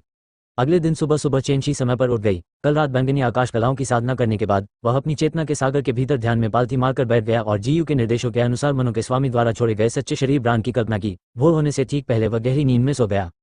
इसलिए यद्यपि उनका रंग असामान्य रूप से पीला था, फिर भी उनका मनोबल बहुत अच्छा था। चेनशी को अचानक ध्यान आया कि उसकी 6 इंद्रियां सामान्य 5 इंद्रियों और चेतना की अतिरिक्त भावना को संदर्भित करती है। ऐसा लग रहा था कि रातों रात असामान्य रूप से संवेदनशील हो गए हैं। आंगन के बाहर पेड़ पर लगे पत्ते धीरे धीरे हिल रहे थे और उनसे ऐसी ध्वनि निकल रही थी जो स्वर्गिक बांसुरी की तरह थी। कोने की दरारों में चींटियों की कतारें भोजन को बड़ी मेहनत से ले जा रही थी। घर की छत के नीचे एक तितली सुबह की धूप में सुंदर और जीवंत मुद्रा में नहाते हुए फड़फड़ा रही थी। सब कुछ इतना जोश से भरा था और इससे चेनशी को नयापन और आश्चर्य महसूस हुआ। यह निश्चित रूप से उस फूक्सी दिव्य प्रतिमा के दर्शन के कारण ही है कि मेरी आत्मा अधिक शक्तिशाली हो गई है। लगभग एक पल में चेनशी को सब कुछ समझ में आ गया और वह आश्चर्य से चिल्लाए बिना नहीं रह सका। वास्तव में इसने मेरी आत्मा को मात्र एक रात में इस स्थिति तक पहुंचा दिया। सीनियर फूक्सी ने जो सच्चा शारीरिक चिन्ह छोड़ा है वह वास्तव में असाधारण है। पिछले 5 वर्षों में भोर में ताबीज बनाना चेनशी की आदत बन गई थी, चाहे बारिश हो या धूप। आज भी कोई अपवाद नहीं था। नहाने के बाद चेनशी लकड़ी की मेज के सामने बैठ गया और ताबीज बनाने लगा। पहले से अलग उसके पूरे शरीर की त्वचा में हल्का दर्द होने के कारण जिस कलाई से वह हथियार खींचता था उसमें स्पष्ट रूप से झटके आ रहे थे और उसकी गति भी बहुत धीमी हो गई थी। संभवतः उसके लिए 5 घंटे के भीतर 30 प्रथम श्रेणी के तावीज पूरे करना असंभव होगा। हालांकि चेनशी ने इस पर कोई ध्यान नहीं दिया और उसकी नजर सावधानीपूर्वक ध्यानपूर्वक तावीज के कागज पर केंद्रित रही। झाक जनरल स्टोर की आवश्यकताओं के अनुसार आज उसे जिस प्रथम श्रेणी के बुनियादी तावीज की आवश्यकता थी वह था अर्धशील तावीज। अर्धशील तावीज एक पृथ्वी विशेषता वाला मूल तावीज था जो रक्षा को प्राथमिकता देता था। इसका उपयोग करते समय कोई व्यक्ति अपने सामने ठोस चट्टान के समान ढाल को भी संघनित कर सकेगा। तावीज चिन्हों की संरचना जटिल नहीं थी तथा इसमें फ्लेमेक्लर तावीज के समान ही कठिनाई थी, लेकिन दोनों की विशेषताएं पूरी तरह से भिन्न थीं। हालांकि ये चेंशी को बाधित करने में पूरी तरह से असमर्थ था, क्योंकि इन 5 वर्षों के दौरान हालांकि उन्हें कचरा कहकर मजाक उड़ाया गया था जो केवल बुनियादी तावीज ही बना सकता था, लेकिन अगर बुनियादी तावीजों में निपुणता की बात की जाए तो कोई भी उनकी बराबरी नहीं कर सकता था। उसके पास कोई विकल्प नहीं था। आत्मिक पत्थर अर्जित करने के लिए उसे विभिन्न विशेषताओं वाले बुनियादी तावीज बनाना सीखना था, क्योंकि केवल इसी तरीके से वह झाक जनरल स्टोर से आत्मिक पत्थर प्राप्त कर सकता था। आज तक चेंशी ने जिन बुनियादी तावीज़ों में कुशलता हासिल की है उनकी संख्या शायद 1000 से अधिक है, और अगर यह संख्या सार्वजनिक कर दी जाए तो निश्चित रूप से हर कोई हैरान रह जाएगा और इस पर विश्वास करने की हिम्मत नहीं करेगा। सामान्य रूप से कहें तो अधिकांश तावीज़ बनाने वाले लोग 5 मूल विशेषताओं में से अपने लिए उपयुक्त तावीज़ बनाने का मार्ग चुनते हैं, फिर तावीज़ों के ताव में अपनी साधना को तेजी से बढ़ाने के लिए उसका अध्ययन और अभ्यास करते हैं। जबकि चेंशी ने 5 तत्वों के सभी बुनियादी तावीज़ों का अभ्यास करने का स्वागत किया, हालांकि उन्होंने पहले से ही उन्हें कुशलता से कंठस्थ कर लिया था, फिर भी उन्होंने अन्य तावीज़ विशेषज्ञों की तुलना में अधिक समय लगाया। केवल स्वर्ग ही जानता था कि क्या यह इसके लायक था। स्वूश स्वूश स्वूश, ब्रश की नोक जो पर्याप्त रूप से स्याही से रंगी हुई थी, बर्फ की तरह सफेद और मुलायम ताबीज के कागज के ऊपर तैर रही थी और एक के बाद एक चिकनी और घुमावदार ताबीज के निशानों की रेखाएं खींच रही थी। चेंशी की ब्रश तकनीक सटीक और चुस्त थी, ऐसा प्रतीत होता था कि उसकी कलाई की ताकत का उस पर कोई प्रभाव नहीं पड़ता था। हालांकि जब उसने इस अर्धशील तावीज को आधा तैयार कर लिया था तो उसके दिल में अचानक एक असहज भावना पैदा हुई, जैसे कि तावीज के चिन्हों में कोई गलती थी, लेकिन जब उन्होंने ध्यान से देखा तो उन्हें किसी लापरवाही की गलती का कोई निशान नजर नहीं आया। चेंशी ने भौहें सिकोड़ी और चित्र बनाना बंद कर दिया, फिर चुपचाप सोचने लगी। इन 5 वर्षों में उन्होंने कम से कम 1 लाख अर्धशील तावीज बनाए थे और उनकी ब्रश तकनीक पहले से ही इस स्थिति में पहुंच चुकी थी कि बिना रुके इसे तैयार किया जा सकता था। आज ऐसी असहज भावना क्यों उत्पन्न हुई? चेंशी ने एक गहरी सांस ली और फिर एक बार फिर मेज पर रखे ताबीज के कागज का ध्यानपूर्वक निरीक्षण किया। वह बिंदु जिसे उसने बनाना शुरू किया था, स्याही के निशानों की समरूपता, ताबीज के निशानों का मार्ग। जितना अधिक वह उसे देखता उतना ही अधिक उसके हृदय में बेचैनी महसूस होती, मानो उसकी छाती ईंटों से भर गई हो, जिसके कारण उसकी सांसें तेज हो गई थीं। असहज? मुझे असहजता क्यों महसूस होगी? स्पष्टतः इसमें लापरवाही की कोई भी गलती नहीं है। क्या ये हो सकता है कि मैं ही गलत हूँ? लेकिन मानो बिजली का एक बोल्ट उस पर गिर पड़ा हो। चेंशी के हृदय में अचानक एक तीव्र इच्छा उत्पन्न हुई और मानो वह किसी भूत प्रेत से ग्रस्त हो गया हो। उसने ताबीज का ब्रश उठाया और फिर उसे नीचे की ओर घुमाया। ताबीज के कागज के ऊपर ताबीज के निशान बनाने का मार्ग अचानक बदल गया। ताबीज का निशान जो मूल रूप से बारीक और जटिल होना चाहिए था, उसे चेंशी ने एक ही बार में पूरा कर दिया और इसके बजाय अंत में उसके द्वारा सघन और जटिल पैटर्न बना दिए गए। टकराना। आखिरी स्ट्रोक लगाने के बाद चेंशी ने ताबीज का ब्रश नीचे रख दिया और लकड़ी की मेज पर हाथ रखकर जोर से सांस ली, लेकिन उसकी आंखें आश्चर्यजनक रूप से चमक रही थीं। निश्चित रूप से अब यह बहुत अधिक चिकना लग रहा है, लेकिन क्या यह अभी भी एक अर्धशील तावीज है? थोड़ी देर बाद चेंशी ने ताबीज का कागज उठाया और जब उसने ताबीज के निशानों को देखा जो उसे आंशिक रूप से ही परिचित थे, तो वह अपनी बाहें सिकोड़े बिना न रह सका। छोड़ो, पहले मैं इसका परीक्षण कर लूंगा। अगर यह बेकार हुआ तो बेकार हुआ। चेंशी ने एक पल के लिए सोचा और इसे समझने में असमर्थ था, इसलिए सच्चे सार की एक रेशा उसकी उंगली की नोक से निकली और ताबीज के कागज में डाल दी गई। वूश! अचानक एक घनी मिट्टी की पीली धारा उभरी और एक कछुए के आकार की ढाल जो एक व्यक्ति जितनी लंबी थी, चेंशी के हाथ में दिखाई दी। सफलता! चेंशी ने राहत की सांस ली और उसी समय अचानक उसके दिल में एक झटका सा उठा। तावीजों के चिन्हों की संरचना को विकसित होने में अनंत वर्ष लगे थे और बहुत समय पहले ही इसने एक निश्चित संरचना बना ली थी। अर्थशील तावीज ऐसे ही तावीजों में से एक था, क्योंकि इसके अंदर तावीज चिन्हों की संरचना को अतीत के अनगिनत सर्वशक्तिमान बुद्धिमान पुरुषों द्वारा बहुत पहले ही परिपूर्ण कर दिया गया था। ताबीज के चिन्हों में संशोधन की बात तो छोड़ ही दीजिए, ताबीज के चिन्हों के मार्ग में थोड़ा सा भी विचलन संभवतः संपूर्ण ताबीज को विफल कर देगा। जबकि इस समय इस अर्धशील तावीज के अंकन पथों को लगभग 50% तक बदल दिया गया था, लेकिन फिर भी इसका सफलतापूर्वक उपयोग किया जा सका। चेंशी को इससे झटका क्यों नहीं लगेगा? क्या वास्तव में अर्धशील तावीज के चिन्हों की संरचना में परिवर्तन किया गया है?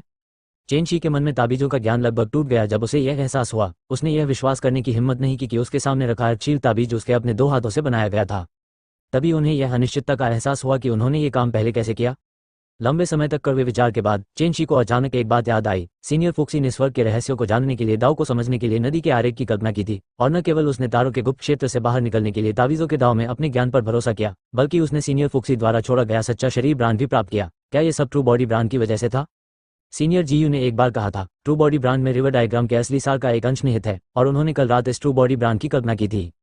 जब वह पहले जागा था तो उसकी 6 इंद्रियों के मजबूत होने के साथ चेंशी को लगभग तुरंत समझ में आ गया कि यह सब निश्चित रूप से उसकी चेतना के सागर के भीतर सच्चे शरीर ब्रांड की कल्पना से संबंधित था, जिसे मनो के मालिक ने पीछे छोड़ दिया था। ऐसा लग रहा था कि कल्पना करने की यह विधि न केवल उसकी आत्मा को अधिक शक्तिशाली बनाने में सक्षम थी, बल्कि यह चुपचाप ताबीजों के ताव में उसकी समझ को भी लाभ पहुंचाने में सक्षम थी।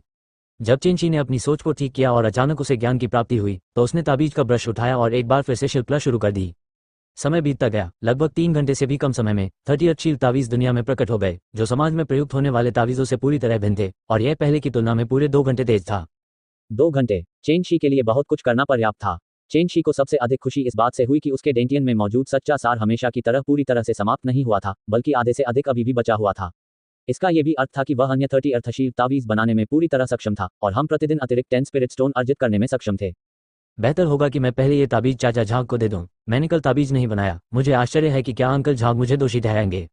चेनशी ने एक गहरी सांस ली और बलपूर्वक इस सुखद आश्चर्य को रोका, फिर उठ खड़ा हुआ और अपने घर से बाहर चला गया। झाग जनरल स्टोर। झाग दयांग काउंटर के पीछे खड़ा था। जैसे ही उसने चेनशी को अंदर आते देखा, उसने क्रोध का दिखावा करते हुए कहा, बच्चे, तुम कल बिना किसी कारण के अनुपस्थित क्यों थे? क्या तुम्हें लगता है कि तुम इतनी बड़ी हो गई हो और इतनी स्वतंत्र हो गई हो कि तुम मेरे लिए काम नहीं करना चाहती? चेनशी के दिल से गर्मजोशी की एक झलक उभरी, क्योंकि इन 5 वर्षों के दौरान अगर अंकल झाग ने हमेशा उनका ख्याल नहीं रखा होता, तो शायद उनका पूरा परिवार बहुत पहले ही अपनी आजीविका का स्रोत खो चुका होता। 5 साल पहले उन्होंने सिर्फ बुनियादी तावीज बनाना ही सीखा था। वह उन्हें बेचने के लिए हर जगह गया, लेकिन शायद ही कोई व्यक्ति रुचि दिखाता था, और कोई भी खुदरा विक्रेता उन्हें खरीदने को तैयार नहीं था। पाइन मिस्ट सिटी में बुनियादी तावीज़ों की खपत बहुत अधिक थी और खुदरा विक्रेता बैचों में खरीदने के लिए अधिक इच्छुक थे, जबकि उस समय चेनशी एक दिन में केवल 5 बुनियादी तावीज़ ही तैयार कर पाता था और खुदरा विक्रेताओं की नज़रों में आने में पूरी तरह से असमर्थ था। सौभाग्य से उसकी मुलाकात झांग दायोंग से हुई, जिसने चेनशी द्वारा बनाए गए तावीज़ों को बाजार मूल्य के समान कीमत पर खरीदने की इच्छा व्यक्त की। इन 5 वर्षों के दौरान यही होता रहा, और झांग दायोंग एक बार भी अपने वचनों से पीछे नहीं हटा। इस कारण चेनशी झांग दायोंग के प्रति अतुलनीय रूप से आभारी था, और इस प्रकार उसने हमेशा झांग दायोंग को एक वरिष्ठ के रूप में लिया था जो विश्वास और सम्मान के सबसे योग्य था। चाचा झाग, ये आज के लिए 30 शील्ड तावीज है। चेनशी ने तावीजों का एक ढेर निकाला और उसे आगे बढ़ा दिया। झाग दायोंग ने मुस्कुराते हुए डांटा, मुझे पता था कि तुम विषय बदल दोगे, बच्चे। जैसे ही उसने बात की, उसने ताबीजों का ढेर प्राप्त किया और उस पर नजर भी नहीं डाली। उसने लापरवाही से उसे काउंटर पर रख दिया, फिर 10 आत्मा पत्थर निकाले और मजाक करते हुए चेनशी की ओर फेंक दिया। बच्चे, 5 साल हो गए हैं, तुम दूसरे दर्जे के तावीज कब बनाने की योजना बना रहे हो? चेनशी ने जवाब दिया, मैं पहले से ही उन्हें तैयार करने का इरादा रखता हूँ। मेरे पास केवल किताबें खरीदने के लिए पैसे की कमी है। झाग दायोंग पहले तो मजाक कर रहा था, लेकिन उसने चेनशी से गंभीर जवाब की उम्मीद नहीं की थी, और पहले तो वह थोड़ा चौंका, फिर जोर से हंस पड़ा। फिर मैं दूसरे दर्जे के तावीज बनाने के लिए तुम्हारा इंतजार करूंगा। मैं आपके पास जितने भी हैं उतने उचित मूल्य पर खरीद लूंगा। चेनशी का दिल अतुलनीय रूप से गर्म था जब उसने झाग दायोंग की मुस्कुराहट में स्पष्ट प्रोत्साहन को देखा, और उसने गंभीरता से सिर हिलाया। ठीक है, मैं जल्द से जल्द इसमें महारत हासिल कर लूंगा। चेनशी ने 10 स्पिरिट स्टोन और एक जेड स्लिप बुक ली, फिर मुड़कर चली गई। अंततः वह अनिश्चित दूर हो गया। एक तावीज शिल्प प्रशिक्षु काउंटर के सामने आया और चेहरे पर एक शरारती मुस्कान के साथ एक अर्धशील तावीज उठा लिया। जब उसने उस पर लगे तावीज के निशानों की संरचना को स्पष्ट रूप से देखा, तो वह आश्चर्यचकित हुए बिना नहीं रह सका। चाचा झाग, क्या यह अर्धशील तावीज है? बदबूदार बच्चे, तुमने आधे महीने से अधिक समय तक अभ्यास किया है और तुम एक अर्धशील तावीज को भी नहीं पहचान सकते। अगर आप कड़ी मेहनत नहीं करेंगे तो अपना सामान बांधकर भाग जाइए। झाग दायोंग ने डांटते हुए बाहें सिकोड़ी, लेकिन जब उसकी नजर तावीज के कागज पर पड़ी तो वह दंग रह गया। लगभग 30 वर्षों तक जनरल स्टोर का प्रबंधन करने के बाद उनके हाथों से गुजरने वाले विभिन्न बुनियादी ताबीज 100 से कम नहीं थे। इस प्रकार झाग दायोंग की दृष्टि बहुत पहले से ही अतुलनीय रूप से तेज हो गई थी। लगभग एक ही पल में उसने समझ लिया कि इस अर्धशील तावीज पर तावीज के चिन्हों की संरचना पूरी तरह से बदल दी गई थी। एट नो विल बिन एट। क्या ऐसा हो सकता है कि यह बच्चा चेनशी चालाकी करना सीख गया है और मुझे धोखा देने लगा है? झाग दायोंग के दिल में एक असहज भावना उभरी। इन वर्षों में कुछ ताबीज बनाने वाले प्रशिक्षुओं ने छोटी छोटी तरकीबें सीखी और सोचा कि वे इससे बच निकलेंगे, लेकिन वे झाग दायोंग की नजरों से कैसे बच सकते थे? झाग दायोंग धोखाधड़ी करने वाले इन लोगों से बहुत घृणा करता था, तथा वह उन पर बिल्कुल भी दया नहीं दिखाता था तथा उन्हें वहां से भगा देता था। अब जिस बच्चे पर उसे सबसे अधिक भरोसा था, उसने ही यह काम किया था। झाग दायोंग इसे स्वीकार करने में असमर्थ था और उसका चेहरा धीरे धीरे उदास हो गया। काउंटर के सामने के असामान्य दृश्य ने धीरे धीरे दुकान में मौजूद अन्य लोगों का ध्यान आकर्षित किया और वे वहां जमा हो गए। ओह, यह अर्धशील तावीज है जिसे डेडपेन चेन ने तैयार किया था। मैं इसे जितना अधिक देखता हूँ, यह नकली क्यों लगता है? मुझे भी ऐसा ही लगता है। अर्धशील तावीज इस तरह से नहीं बनाया गया है। शीर्ष पर तावीज के चिन्हों की संरचना पूरी तरह से गलत है। ये चेनशी सचमुच बहुत आगे निकल गया है। बिल्कुल, चाचा झाग ने इतने सालों तक उसकी देखभाल की थी, लेकिन वह कृतज्ञ महसूस करना और दयालुता का बदला चुकाना नहीं जानता था, बल्कि इसके बजाय उसने दूसरों को धोखा देने के लिए इस बकवास का इस्तेमाल किया। ये वास्तव में बेशर्मी है। चर्चाओं की गुनगुनाहट उठती और घटती रही, और कमोबेश उनके चेहरे पर झाग दायोंग के दुर्भाग्य पर खुशी के निशान थे। समय बीतने के साथ झाग दायोंग का चेहरा और भी बदसूरत हो गया और उसका दिल बहुत दुखने लगा। उसने पहले ही तय कर लिया था कि अगर चेनशी ने उसे कल संतोषजनक जवाब नहीं दिया तो वह उससे रिश्ता पूरी तरह तोड़ देगा और चेनशी द्वारा बनाए गए ताबीज कभी नहीं खरीदेगा। मुझे देखने दो। एक स्पष्ट घाटी में किसी ओरियोल के चहचहाने जैसी आवाज अचानक सुनाई दी और एक साधारण पोशाक पहने एक युवा लड़की लोगों की भीड़ के बीच से गुजरी। वह सुंदर थी, उसकी त्वचा बर्फ के समान थी तथा उसका रूप अत्यंत मधुर और सुंदर था। वह अभी अभी प्रकट हुई थी और तुरंत ही उसने सबका ध्यान अपनी ओर आकर्षित कर लिया था। साधारण पोशाक पहने उस युवा लड़की ने आसपास की निगाहों पर बिल्कुल भी ध्यान नहीं दिया। जब उसने अपना हाथ बढ़ाकर एक अर्थशील तावीज उठाया और एक क्षण तक उसका अध्ययन किया, फिर उसकी आंखों में आश्चर्य की एक झलक उभरी। स्पष्टतः वह ताबीज के ऊपरी भाग पर अंकित चिन्हों की संरचना को पहचानने में असमर्थ थी। कितना अजीब है, इस तावीज पर निशान चिकने और प्राकृतिक है। इसकी स्याही के निशान सम्मित और चमकदार है। ब्रश तकनीक भी सटीक और चुस्त है और बहुत उच्च मानक पर पहुंच गई है। ये धोखाधड़ी वाला काम कैसे हो सकता है? साधारण वेशभूषा में युवती के हृदय में गहन जिज्ञासा उत्पन्न हुई और उसने स्पष्ट स्वर में कहा, बॉस, क्या आपको कोई आपत्ति है अगर मैं इस ताबीज की ताकत आजमाऊं? झाग दयांग चौंका, फिर आ भरी, मिस, आपको कोशिश करने की जरूरत नहीं है। मैं 30 वर्षों से इस छोटी सी दुकान का प्रबंधन कर रहा हूं और अनगिनत तावीजों का प्रबंध कर चुका हूं। मैं अर्धशील तावीज की वास्तविकता की पहचान करने में कैसे असमर्थ हो सकता हूं? यहां तक कि आपने भी इसे देखा है। इन अर्धशील तावीजों पर तावीज चिन्हों की संरचना पूरी तरह से गलत है। इसे आजमाने का कोई फायदा नहीं है। बिल्कुल बिल्कुल, चाचा झाग निश्चित रूप से सही है। आज चेंची ने जो ताबीज बनाया है वह पूरी तरह से एक घोटाला है। इसे आजमाने का कोई मतलब नहीं है। आसपास के ताबीज बनाने वाले शिष्यों ने एक स्वर में सहमति व्यक्त की। उनकी पहचान बहुत ही निम्न स्तर की थी और वे कभी भी इतनी सुंदर युवा लड़की के निकट संपर्क में नहीं आए थे, इसलिए स्वाभाविक रूप से उन्होंने उसे खुश करने के सभी अवसरों को दृढ़ता से अपनाया। बिना कोशिश किए आप इसकी असलियत कैसे जान पाएंगे? साधारण पोशाक पहने युवती हल्के से मुस्कुरा रही थी, वर्षा के बाद खिली कमल की कली की तरह सुंदर और सुडौल। जैसे ही वह बोल रही थी, वह पहले ही एक खाली स्थान पर पहुंच चुकी थी और उसके सफेद हाथ के एक झटके से सच्चे सार का एक शुद्ध और मोटा धागा ताबीज के कागज में डाल दिया गया। एक चौंकाने वाला दृश्य दिखाई दिया। ताबीज अचानक एक घने पीले रंग की कोमल रोशनी में बदल गया जो लगातार घूम रहा था। फिर एक विशाल ढाल में संघनित हो गया जो कछुए के आकार जैसा था। इसके चारों ओर चमकीली रोशनियां फैली हुई थीं तथा इससे एक मोटी और ठोस आभा निकल रही थी। वूश, सभी की निगाहों में उदासीनता तुरंत अविश्वास में बदल गई और ऐसा लग रहा था जैसे उन्होंने कोई भूत देख लिया हो। झाग दायों को यह जानकर आश्चर्य हुआ कि क्या ये वास्तव में एक अर्धशील तावीज है? क्या ये हो सकता है कि मैं पहले गलत था? आशा के अनुसार, मानो उसके हृदय में अनुमान को पुष्टि मिल गई हो। साधारण पोशाक में युवा लड़की की आंखें अचानक चमक उठी और बिना किसी हिचकिचाहट के उसने अपने बाएं हाथ को मोटे सच्चे सार से पूरी तरह ढक लिया और फिर अपने हाथ को कछुए के आकार की ढाल पर जोर से पटक दिया। टकराना, एक जोरदार आवाज हुई और कछुए के आकार की ढाल की सतह पर हिंसक उतार चढ़ाव वाली लहरें उठी और ये तुरंत अपनी पिछली स्थिति में आ गई। यदि यह एक साधारण अर्धशील तावीज होता तो यह मेरी 10% शक्ति का सामना करने में पूरी तरह से असमर्थ होता। यह अजीब अर्धशील तावीज, जैसी की उम्मीद थी, दुर्जेय था। साधारण पोशाक पहने उस युवा लड़की की आंखें ये देखकर चमक उठी। फिर एक बार फिर उसने अपने सच्चे सार को बुलाया और फिर अपने नाजुक हाथ को हवा के कान फाड़ देने वाले शोर को साथ ले गई जो ढाल की सतह से टकराया। वूश वूश, कछुए के आकार की ढाल में हिंसक रूप से उतार चढ़ाव आया और इसके भीतर व्याप्त आध्यात्मिक ऊर्जा अत्यधिक मंद हो गई। ये पहले से ही टूटने के कगार पर थी। क्या वास्तव में मेरी 20% शक्ति का सामना करने में सक्षम है? इतना बुनियादी तावीज पहले से ही दूसरे दर्जे के तावीज की ताकत के बराबर होने के लिए पर्याप्त है। साधारण पोशाक पहने वह युवती दंग रह गई। फिर उसकी आंखों से उत्साह की एक किरण बह निकली। उसने लापरवाही से कछुए के आकार की ढाल को तोड़ दिया जो एक और वार का सामना नहीं कर सकती थी। काउंटर के सामने पहुंचने से पहले उसने कहा, बॉस, मुझे ये सभी अर्धशील तावीज चाहिए। झाग दायोक बहुत पहले ही इस हद तक सदमे में था कि उसके सामने घटित अप्रत्याशित घटनाओं की श्रृंखला से वह स्तब्ध था और जब उसने उसे सुना तो वह अचानक सदमे से जाग गया, लेकिन वह झिझका और चुप रहा। इससे पहले साधारण पोशाक में युवा लड़की के परीक्षण के माध्यम से वह पहले ही समझ चुका था कि इस बार चेंशी द्वारा तैयार किया गया अर्धशील तावीज सामान्य से कहीं अधिक शक्तिशाली था, यहां तक कि इसकी तुलना दूसरे दर्जे के तावीज से की जा सकती थी। कीमत, क्या इसे थोड़ा नहीं बढ़ाया जाना चाहिए? साधारण पोशाक पहने युवा लड़की ने बाहें सिकुड़ते हुए दुखी स्वर में कहा, बॉस, कीमत के बारे में झूठ मत बोलो। मैं तुम्हें एक अर्धशील तावीज के लिए अधिक से अधिक एक स्पिरिट स्टोन दे सकता हूँ। जब झाग दायोक के विचार सामने आए तो उन्होंने इसे छिपाने की कोशिश नहीं की और शानदार ढंग से मुस्कुराए। मिस, मैं आपको यह अर्धशील तावीज बेच सकता हूँ, लेकिन मैं ये सब आपको नहीं बेच सकता। आप भी जानते हैं कि अर्धशील तावीज के तावीज चिन्हों की संरचना ने पूर्णता के अनंत वर्षों का अनुभव किया है और तावीज चिन्हों की संरचना बहुत पहले ही सबसे उत्तम अवस्था में पहुंच चुकी है। इसे फिर से बदलना एक असंभव मामला है। हालांकि इन अर्धशील तावीजों का हमारी आंखों के सामने आना किसी चमत्कार से अलग नहीं है। इन परिस्थितियों में स्वाभाविक रूप से मुझे कुछ रखना होगा और उनका उपयोग अपने स्टोर की प्रतिष्ठा को पूरी तरह बढ़ाने के लिए करना होगा। इसके बारे में सोचो, दुनिया में तावीज चिन्हों की एक नई संरचना उभर रही है। ये पूरे तावीज पेशे के लिए किस तरह की सनसनीखेज बात होगी और इन नए प्रकार के अर्धशील टेलिस्मैन को पहले संभव क्षण में प्रबंधित करने में सक्षम होना मेरे झाग जनरल स्टोर का महान सौभाग्य है।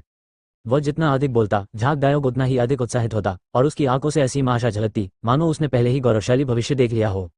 साधारण पोशाक पहने उस युवा लड़की ने अपनी नाक सिकोड़ ली और उसके पास समझौता करने के अलावा कोई विकल्प नहीं था। अंत में उसने 15 स्पिरिट स्टोन की कीमत पर 15 अर्धशील टेलिस्मैन खरीदे।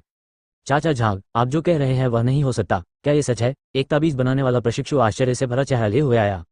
हाँ, चेंशी द्वारा बनाया गया अर्धशील ताबीज उतना दुर्जेय नहीं है जितना आपने कहा। क्या ये केवल एक सामान्य ताबीज नहीं है? इसे चमत्कार कैसे कहा जा सकता है? अन्य ताबीज बनाने वाले प्रशिक्षुओं ने भी अपनी बात रखी। जो ताबीज मूलतः धोखाधड़ी के बराबर माने जाते थे वे अचानक चमत्कारी बात बन गए, जिससे संपूर्ण ताबीज व्यवसाय में हलचल मच गई। कुछ समय के लिए तो उन्हें लगा कि वे इस मामले को समझ ही नहीं पा रहे हैं। सबसे महत्वपूर्ण बात यह है कि इन अर्धशील ताबीजों को जिंक्स चेंशी द्वारा तैयार किया गया था। इस तरह क्या इसका मतलब यह नहीं होगा कि इस व्यक्ति का भी दर्जा बढ़ जाएगा? झाग दायोक ने अपनी नजर से सबको देखा और फिर ठंडे स्वर में कहा, मुझे पता है कि आप सभी सोचते हैं कि चेंशी एक मनहूस है और यह उसके लिए सही है कि वह आप सभी से भी बदतर हो और आप सभी द्वारा उपहास का पात्र बने, है ना? लेकिन मैं आप सभी से कहना चाहता हूं कि यदि आप यहाँ काम करना जारी रखना चाहते हैं तो मुझे चेंशी के बारे में एक भी अप्रिय टिप्पणी सुनने को न दें, अन्यथा अपना बैग पैक करो और चले जाओ। झाग दायों की आवाज़ अचानक बहुत ठंडी और कठोर हो गई। ठंड के मौसम में हर कोई चुप था, फिर भी झाग दायों अभी भी क्रोधित और शर्मिंदा महसूस कर रहा था। वह इन प्रशिक्षुओं के प्रति नाराज नहीं था, बल्कि चेंशी को गलत समझने के लिए खुद से नाराज था। हाँ, जब चेंशी कल फिर आएगा तो मुझे उसे वेतन वृद्धि अवश्य देनी होगी। झाग दायोंग ने निर्णय लिया। तभी उसे पहले साधारण पोशाक में वह युवा लड़की याद आई और उसे ऐसा महसूस हुआ जैसे उसने उसे कहीं देखा हो।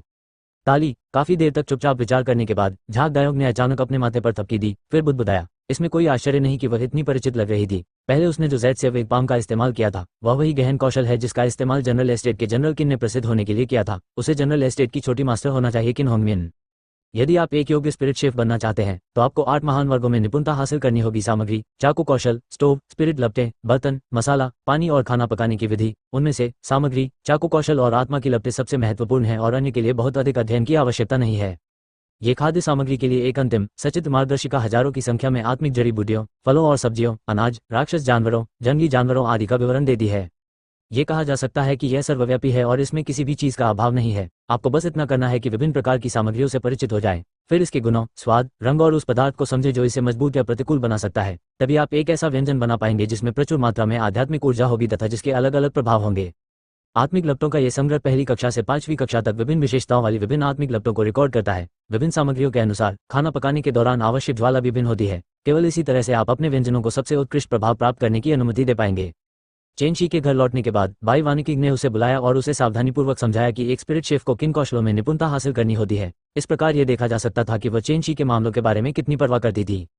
चेंशी स्वाभाविक रूप से बाई वानिकिंग के अच्छे इरादों को अस्वीकार नहीं करेगा और उसने सावधानीपूर्वक, ध्यानपूर्वक, सम्मानपूर्वक उसकी बात सुनी।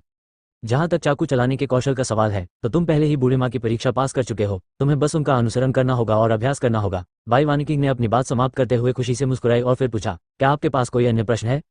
चेंशी ने एक पल सोचा और फिर पूछा, कल क्लियर स्ट्रीम रेस्तरां में मैंने सुना कि बूढ़े आदमी माँ और अन्य 2 सभी 3 पत्ती स्पिरिट शेफ हैं। क्या ऐसा हो सकता है कि स्पिरिट शेफ का पेशा अलग अलग ग्रेड में विभाजित हो? बाई वानिकिंग ने उत्तर दिया, बिल्कुल। आखिरकार एक स्पिरिट शेफ साधकों को सेवाएं प्रदान करता है और जो व्यंजन पकाए जाते हैं वे साधकों के क्षेत्र के अनुसार होते हैं। एक पत्ती वाले स्पिरिट शेफ द्वारा पकाए गए व्यंजन प्रसवोत्तर क्षेत्र साधक के लिए अत्यंत लाभदायक होते हैं। इसके बजाय एक 2 पत्ती वाला स्पिरिट शेफ जनजात क्षेत्र साधकों द्वारा आवश्यक व्यंजन पकाने में सक्षम है। ये क्रमिक रूप से एक पत्ती वाले स्पिरिट शेफ तक जाता है जो ऐसे व्यंजन पकाने में सक्षम है जो पहले से ही एक सांसारिक अमर को असीम लाभ प्रदान करने में सक्षम है और एक स्वर्ग श्रेणी की स्पिरिट गोली के बराबर है। स्वर्ग श्रेणी की आत्मा की गोली। चेंशी के दिल में सदमे का एक निशान उभरने से रोका नहीं जा सका। उनके ज्ञान के अनुसार आत्मा की गोलियों को स्वर्ग रैंक, पृथ्वी रैंक, गहन रैंक और पीले रैंक में विभाजित किया गया था। प्रत्येक रैंक को निम्न ग्रेड, मध्यवर्ती ग्रेड, उच्च ग्रेड और शीर्ष ग्रेड में विभाजित किया गया है। स्वर्ग श्रेणी की आत्मा की गोलियां सबसे दुर्लभ थीं और पूरे दार्चू राजवंश के भीतर इसे एक ऐसा अस्तित्व कहा जा सकता था जो फीनिक्स पंख और किलिन सीन की तरह था। जब उसने सुना कि एक 8 पत्ती वाला स्पिरिट शेफ ऐसे व्यंजन पकाने में सक्षम है जो स्वर्ग श्रेणी की स्पिरिट गोली के बराबर है तो चेंशी को आश्चर्य क्यों नहीं हुआ? लेकिन एक स्पिरिट शेफ के लिए उन्नति एक कीमियागर की तुलना में बहुत अधिक कठिन है। 8 पत्ती स्पिरिट शेफ का उल्लेख नहीं है। पूरे दार्चू राजवंश में केवल मुट्ठी भर 7 पत्ती स्पिरिट शेफ है। एट नो वेल बिन एट। बाई वानिकिंग ने चेंशी को देखते हुए मुस्कुराते हुए कहा, निराश मत हो, जब तक आप लगे रहेंगे तब तक आपके पास आशा रहेगी। लेकिन स्पिरिट शेफ आखिरकार एक सहायक पेशा है, इसलिए जब आपने पर्याप्त स्पिरिट स्टोन अर्जित कर लिए हों तो इस पर बहुत अधिक समय बर्बाद न करें ताकि आपकी साधना में देरी न हो। चेंशी ने सिर हिलाया। उसने ताबीज बनाने और पाक कला की कला इसलिए सीखी थी ताकि वह और उसका छोटा भाई जीवित रह सके। उनका अंतिम लक्ष्य अभी भी अधिक साधना करना तथा और भी अधिक शक्तिशाली बनना था। अगले कुछ दिनों में चेंशी लगातार कड़वाहट से खेती करती रही। दिन में वे ताबीज बनाते थे और भोजन सामग्री के लिए एक अंतिम सचित्र मार्गदर्शिका तथा आत्मा की लपटों के संग्रह की समीक्षा करते थे। रात में अपने शरीर को संयमित करने के लिए 7वें गोल्ड स्टार की घातक क्यूई का सहारा लेते थे। फिर भोर से पहले सो जाने तक बैंगनी आकाश कलाओं का अभ्यास करते थे। केवल तभी वह शेष बचे समय का उपयोग अपनी चेतना के सागर में प्रवेश करने और फूक्सी दिव्य प्रतिमा की कल्पना करने के लिए कर सकेगा। दिन तेजी से बीत रहे थे, इस सीमा तक कि इसे तीव्रता से वर्णित किया जा सकता था। उसकी नसें हर समय अकड़ जाती थीं। वह एक पल के लिए भी ढील देने की हिम्मत नहीं कर पाता था। जिस दिन से उसके दादा चेन तियानली की हत्या हुई थी उसके दिमाग में हमेशा खतरे का घना डर बना रहता था जो उसे थोड़ा भी समय बर्बाद करने की हिम्मत नहीं करने के लिए प्रेरित करता था। चेंशी के खुश होने का कारण यह था कि उसने एक बार फिर विभिन्न विशेषताओं वाले 7 या 8 प्रकार के बुनियादी तावीज तैयार कर लिए थे। यद्यपि तावीज के चिन्हों की संरचना पहले से पूरी तरह भिन्न थी, फिर भी इसकी शक्ति दूसरे दर्जे के तावीज के बराबर थी। और जब वह उन्हें झाग जनरल स्टोर में ले गया तो वे सभी 3 स्पिरिट पत्थरों के हिसाब से बेचे गए। इसकी कीमत पूरे 9 गुना बढ़ गई थी, जिससे उसे काफी कमाई हुई। लेकिन शरीर शोधन और क्यूई शोधन में उनकी प्रगति अभी भी पहले की तरह अत्यंत धीमी थी और इसका मूल कारण बड़ी मात्रा में आत्मिक ऊर्जा का अभाव था। साधना के ताव में 4 शब्दों पर जोर दिया गया: धन, साथी, तकनीक और स्थान। धन पहले स्थान पर था, लेकिन इस मामले में धन सोना या चांदी नहीं था, बल्कि आत्मा के पत्थर, आत्मा की गोलियां, अमर जड़ी बूटियां आदि थे। यदि कोई प्रशिक्षण लेना चाहता है तो उसे भरपेट भोजन करना होगा, और यदि कोई साधना करना चाहता है तो उसे आत्मिक ऊर्जा को अवशोषित करना होगा। आत्मा की गोलियां, आत्मा के पत्थर और इसी तरह के खजाने सहायता का एक अनिवार्य रूप थे।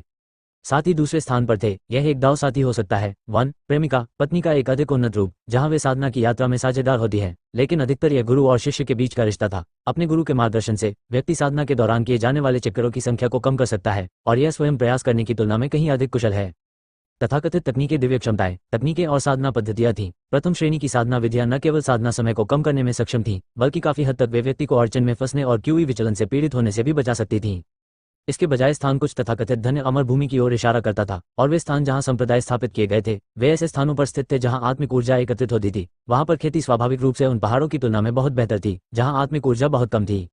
जो लोग वास्तव में प्रसिद्ध संप्रदायों और महान कुलों में पैदा हुए हैं, उन्होंने संभवतः युवावस्था से ही साधना शुरू कर दी होगी। वे दुर्लभ और बहुमूल्य आत्मा की गोलियां खाते थे, प्रथम श्रेणी की विधियों का पालन करते थे, उन पवित्र भूमियों पर कब्जा करते थे जहां आत्मा की शिराएं एकत्रित होती थी, और यहां तक कि उनके संप्रदाय या कुल के वरिष्ठ लोग भी थे जो ईमानदारी और अथक रूप से उनका मार्गदर्शन करते थे। उनकी खेती की गति ऐसी थी जिसकी तुलना साधारण किसान नहीं कर सकते थे। चेनशी के पास न तो आत्मा की गोलियां थीं, न ही उसके पास साधना के लिए आशीर्वादित मैदान उपलब्ध था, और न ही कोई वरिष्ठ व्यक्ति था जो उसका मार्गदर्शन कर सके। धन, साथी, तकनीक और स्थान, इन 4 शब्दों में से उन्होंने केवल तकनीक शब्द पर ही अधिकार किया। अपनी आजीविका को बनाए रखने के लिए उसे प्रतिदिन आत्मिक पत्थर अर्जित करने के लिए तावीज बनाने पड़ते थे, तो फिर उसकी साधना में तेजी से प्रगति कैसे हो सकती थी? मुझे आज ही बूढ़ी माँ को अपना शिष्य बनाना होगा। जब मैं क्लियर स्ट्रीम रेस्तरां में स्पिरिट शेफ प्रशिक्षु बन जाऊंगा तो निश्चित रूप से मैं और भी अधिक स्पिरिट स्टोन अर्जित कर सकूंगा। यदि मैं सावधानीपूर्वक और बारीकी से गणना करूं तो मैं अपने लिए कुछ स्पिरिट गोलियां खरीदने में पूरी तरह सक्षम हो जाऊंगा जो साधना के लिए आवश्यक है। चेनशी ने मन ही मन अपने मन में भोजन सामग्री और आत्मा की लपटों के संग्रह के लिए एक अंतिम सचित्र मार्गदर्शिका को याद किया, और वह तभी उठकर घर से बाहर चला गया जब उसने सुनिश्चित किया कि उसने कोई चूक नहीं की है। चलो चले, भविष्य के महान स्पिरिट शेफ। दरवाजे के बाहर बाई वानिकी की मुस्कान शानदार थी। वह काफी समय से इंतजार कर रही थी। क्लियर स्ट्रीम रेस्तरां, पीछे की रसोई की दूसरी मंजिल। जब चेनशी और बाई वानिकी अंदर आए तो बूढ़े आदमी माँ, केओनान और पेई पेई सभी मौजूद थे। केओनान के होठों के कोने चमक उठे और वह मुस्कुराया और जोर से सीटी बजाई। सुंदर लेडी बाई, आपको 10 दिनों तक न देखना 10 सालों के समान है। मुझे तुम्हारी बहुत याद आई। तुम बढ़िया रहे हो? पेई पेई ने अपने हाथों से अपना कोमल चेहरा पकड़ा और चेनशी को मुग्ध भाव से देखा और बुदबुदाई, हम छोटा भाई चेनशी और भी अधिक सुंदर, बहुत मर्दाना हो गया है। ओह। बूढ़ी माँ ने अपने हाथ में लिए लोहे के कड़छोल को पटक पटक कर मारा, और जब वह पैर पटक पटक कर दहाड़ने लगा तो उसकी आवाज बिजली की तरह थी। मेरे कमबख्त जूनियर भाई और जूनियर बहन के रूप में आप दोनों वास्तव में बहुत बेशर्म हैं। अपना मुंह बंद करो। केओनान और पेई पेई ने अपने होठों को दबाया, अतुलनीय रूप से नाराजगी से। एट नो वेल बिन एट।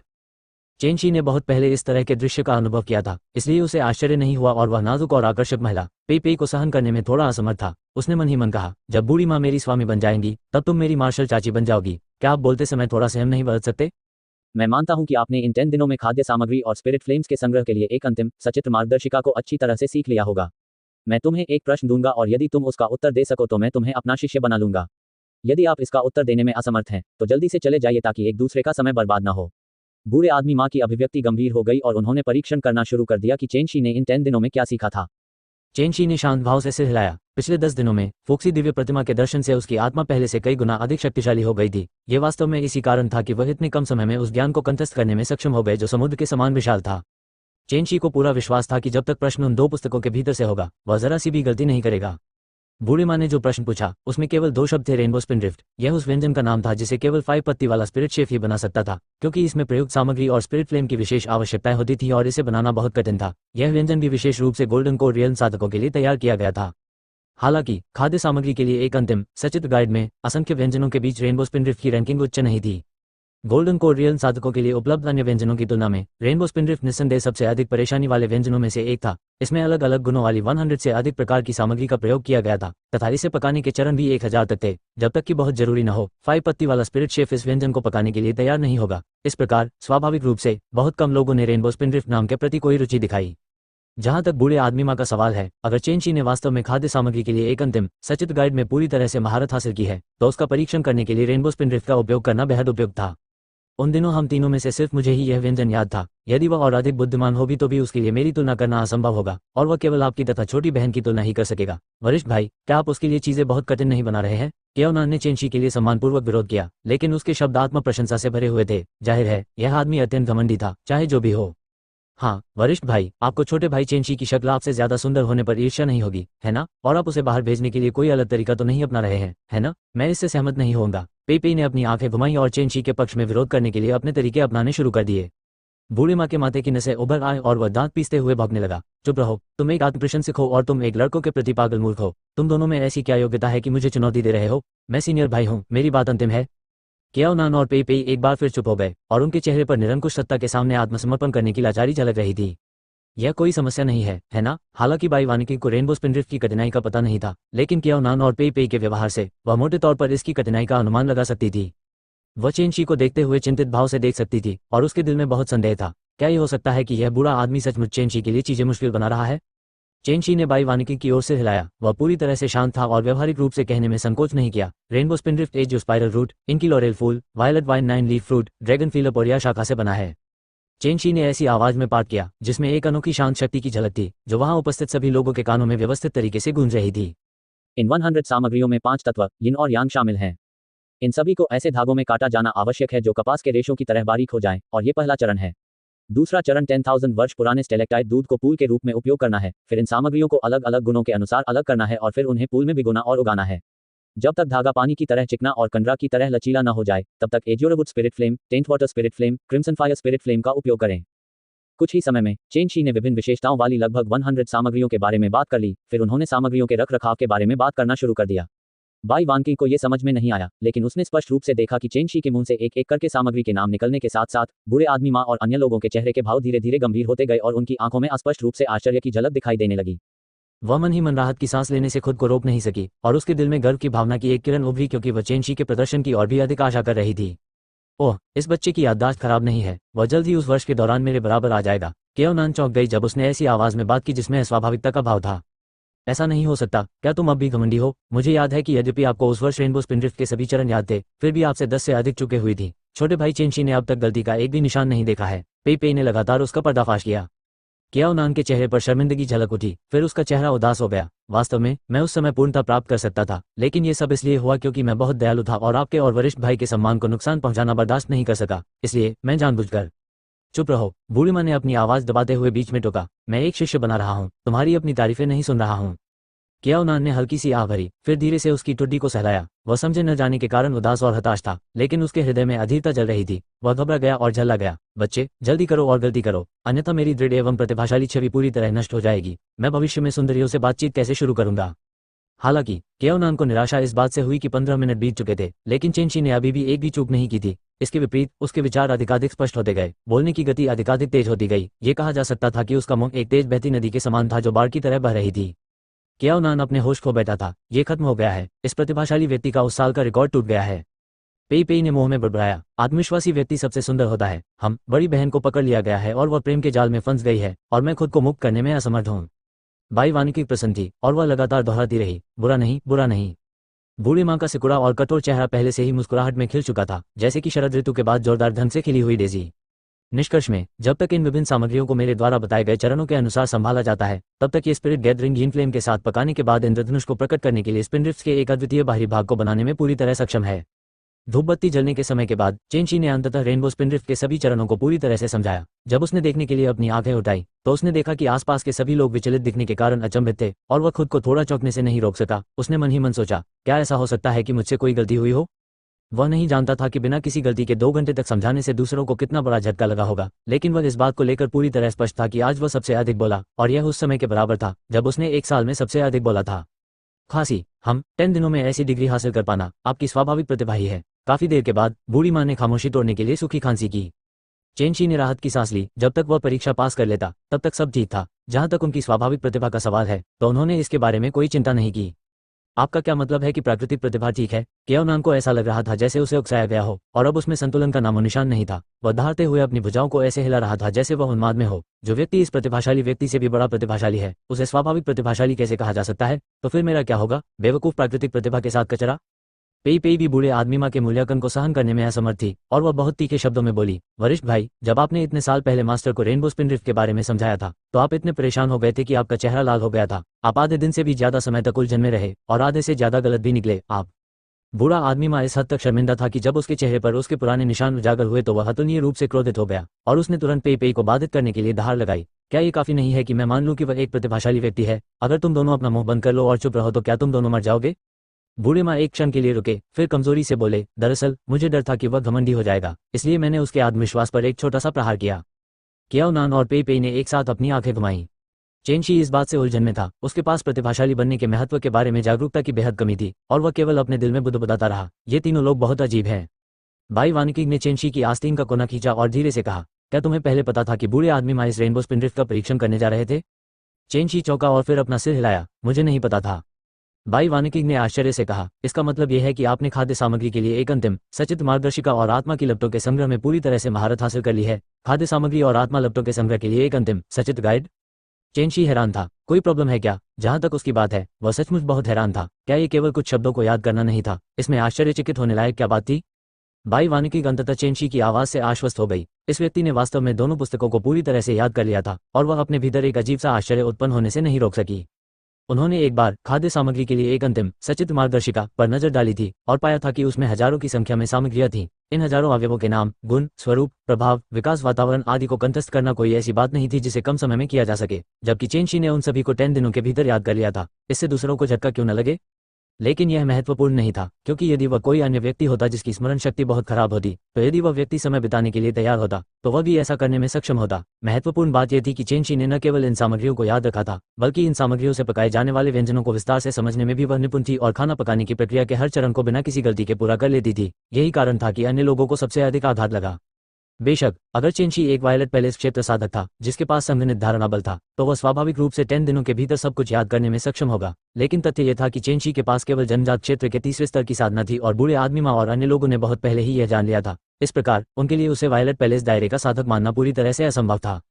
ये वास्तव में इसी कारण से था कि बूढ़े आदमी माँ और अन्य लोगों को अतुलनीय रूप से आश्चर्य हुआ और उन्होंने चेनशी को एक असाधारण और बुद्धिमान प्रतिभा के रूप में माना। भाई वानिकी को अब यह सब पता चल गया था और हैरान होने के अलावा वह चेनशी के लिए गर्व और खुशी महसूस करने से खुद को रोक नहीं सकी। वह जानती थी कि उससे पहले वाले युवक ने छोटी उम्र से ही कितने कष्ट झेले थे तथा उसने किस प्रकार की कष्टदायक कठिनाइयां झेली थीं। अब जबकि ऐसा लग रहा था कि जैसे उसका पुनर्जन्म हो गया है और वह अपनी चमक बिखेरने लगा है, तो इससे वह कैसे खुश नहीं होगी? बूढ़े आदमी माँ, चूंकि आपने एक शिष्य की भर्ती की है तो मेरे साथ एक समझौते पर हस्ताक्षर करें। ठीक उसी समय बाहर से एक हल्की सी बर्फ की तरह ठंडी आवाज सुनाई दी और इस आवाज के साथ ही दरवाजा खोल दिया गया। एक अत्यंत सुंदर युवती गर्व और एकाकी फिर भी बर्फीले ठंडे भाव के साथ अंदर आई। इस युवा लड़की के प्रवेश के साथ ही कमरे में अचानक शांति छा गई और यहाँ तक कि आत्ममुग्ध कियाओ नान और लड़कों के प्रति पागल पेई पेई ने भी सचेत होकर अपना मुंह बंद कर लिया। चेनशी ने ऊपर देखा और एक लंबी और सुडौल काया वाली काले कपड़े पहने एक महिला उसकी आंखों में समा गई। वह स्त्री एक चित्र की तरह सुंदर थी, उसकी नाक सुंदर थी, होंठ चेरी जैसे थे तथा त्वचा बर्फ की तरह सफेद थी। दूर से देखने पर वह एक गर्वित और एकाकी काली चपरासी की तरह लग रही थी जो पूरी तरह खिली हुई थी और एक अनोखी बर्फीली ठंडक का एहसास करा रही थी। वह डू किंगशी है। उसका नाम डू किंगशी रेस्तरां के नाम किंगशी जिउलू का हिस्सा है, लेकिन मैं रेस्तरां में उपयोग किए जाने वाले उसके नाम का अनुवाद करना पसंद करता हूँ, बजाय इसे किंगशी रेस्तरां कहने के। क्लियर स्ट्रीम रेस्तरां के मालिक।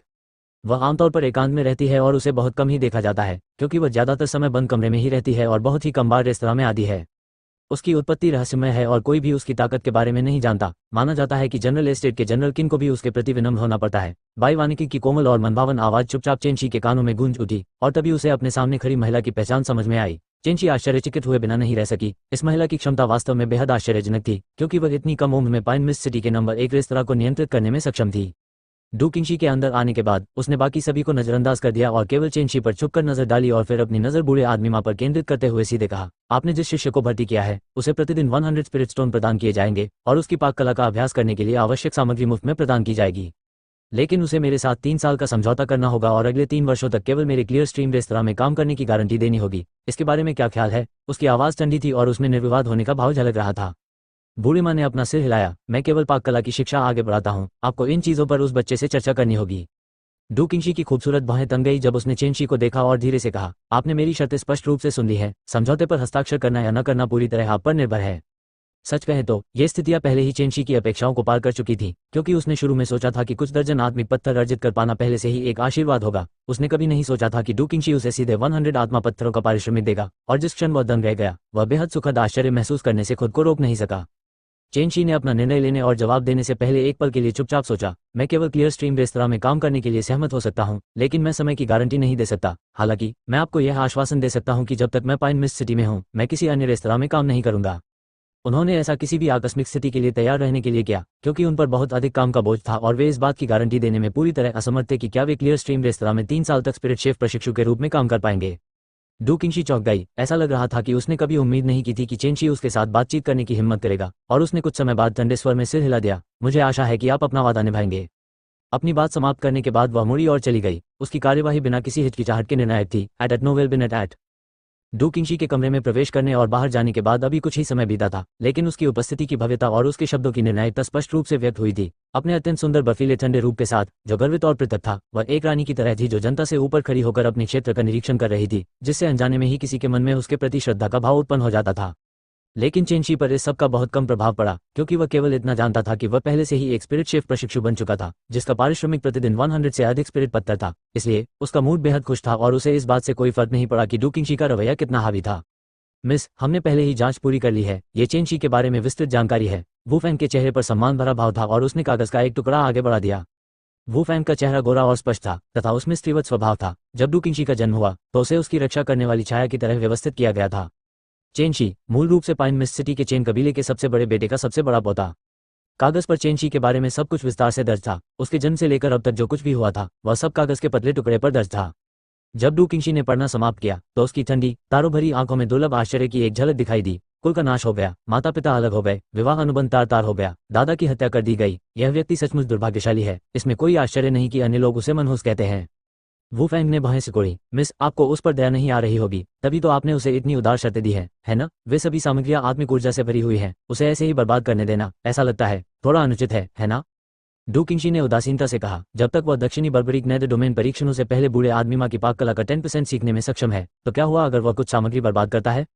वू फैंग को कुछ एहसास हुआ और वह आश्चर्य से बोला, मिस, क्या ये हो सकता है कि आप सचमुच दक्षिणी बर्बरीक निचले क्षेत्र की ओर जाना चाहती हैं?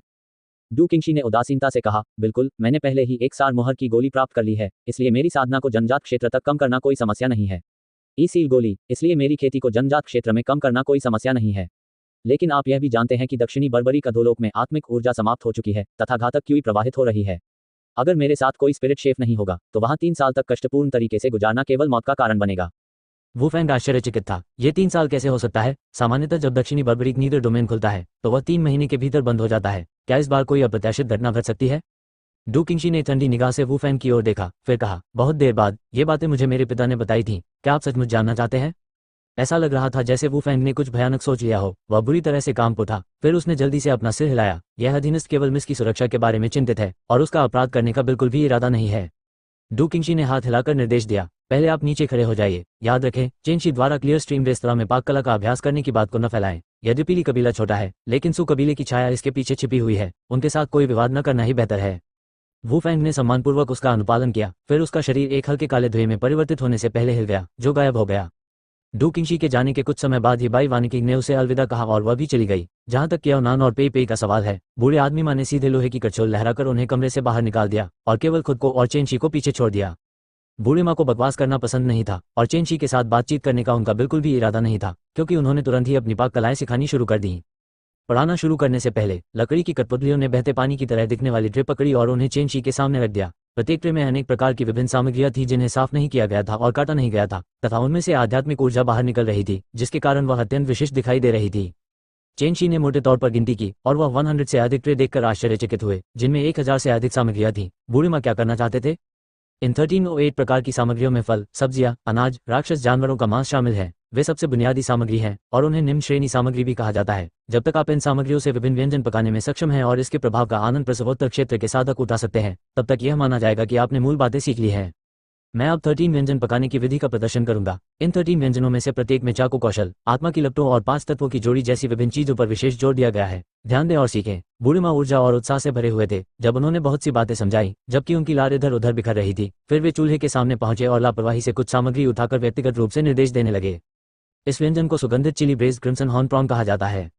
क्रिम्सन हॉर्न झींगे 0.33 मीटर लंबे होते हैं और स्पिरिट झीलों के किनारे रहते हैं।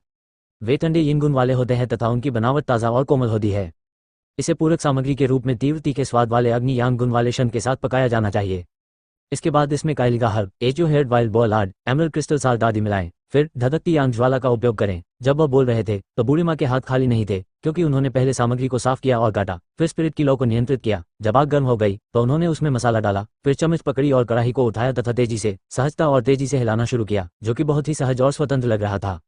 चेनशी ने अपना दिल और आत्मा समर्पित कर दिया और वह बूढ़े आदमी माँ को बिना पलक झपकाए देखता रहा।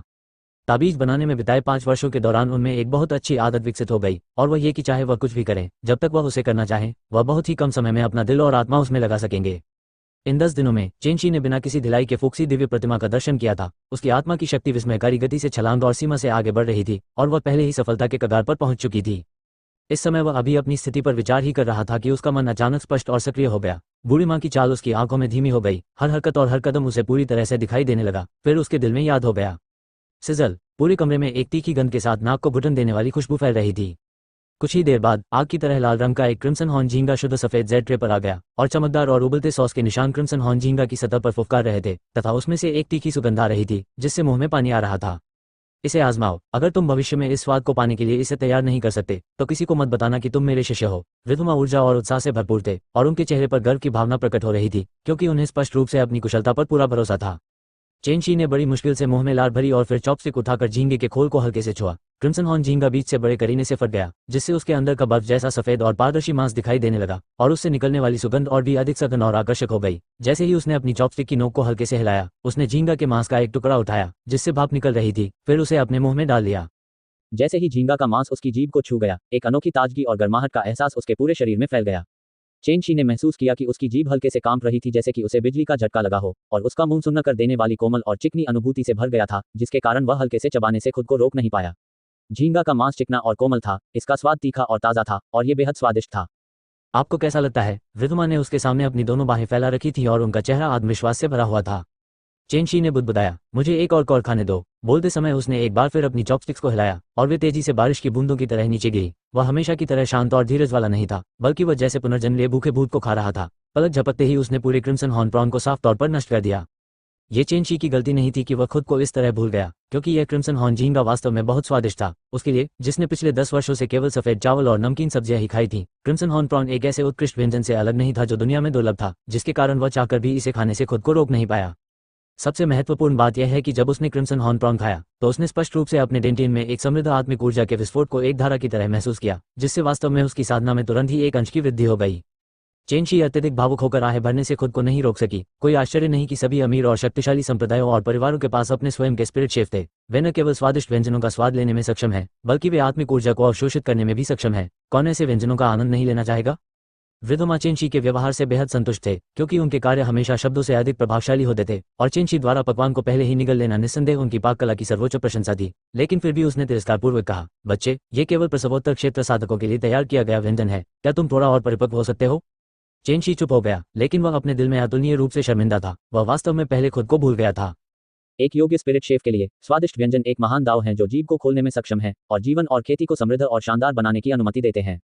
ये वह अंतिम गंतव्य है जिसे हर स्पिरिट शेफ अपने पूरे जीवन काल में तलाशता है और जिसकी ओर बढ़ता रहता है। बच्चे, एक योग्य स्पिरिट शेफ बनना इतना आसान काम नहीं है। बूढ़े माँ की अभिव्यक्ति अचानक अतुलनीय रूप से गंभीर हो गई और उनकी आंखों में असीम कट्टरता और दृढ़ता प्रकट हुई। चेनशी अतुलनीय रूप से चकित था, और वह अनजाने में अपने भविष्य के जीवन के प्रति प्रत्याशा से भर गया था। 8 खजाने सुगंधित चावल, ब्राउन सॉस में स्टूड कॉइलिंग ड्रैगन, सूखी तली हुई इनकसोल बिच्छू, मिश्रित स्टू एज जोसर की। बूढ़े माँ की पाक कला सचमुच असाधारण स्तर पर पहुंच गई थी। 1 घंटे से भी कम समय में उन्होंने एक बार फिर 13 अत्यंत स्वादिष्ट व्यंजन पकाए।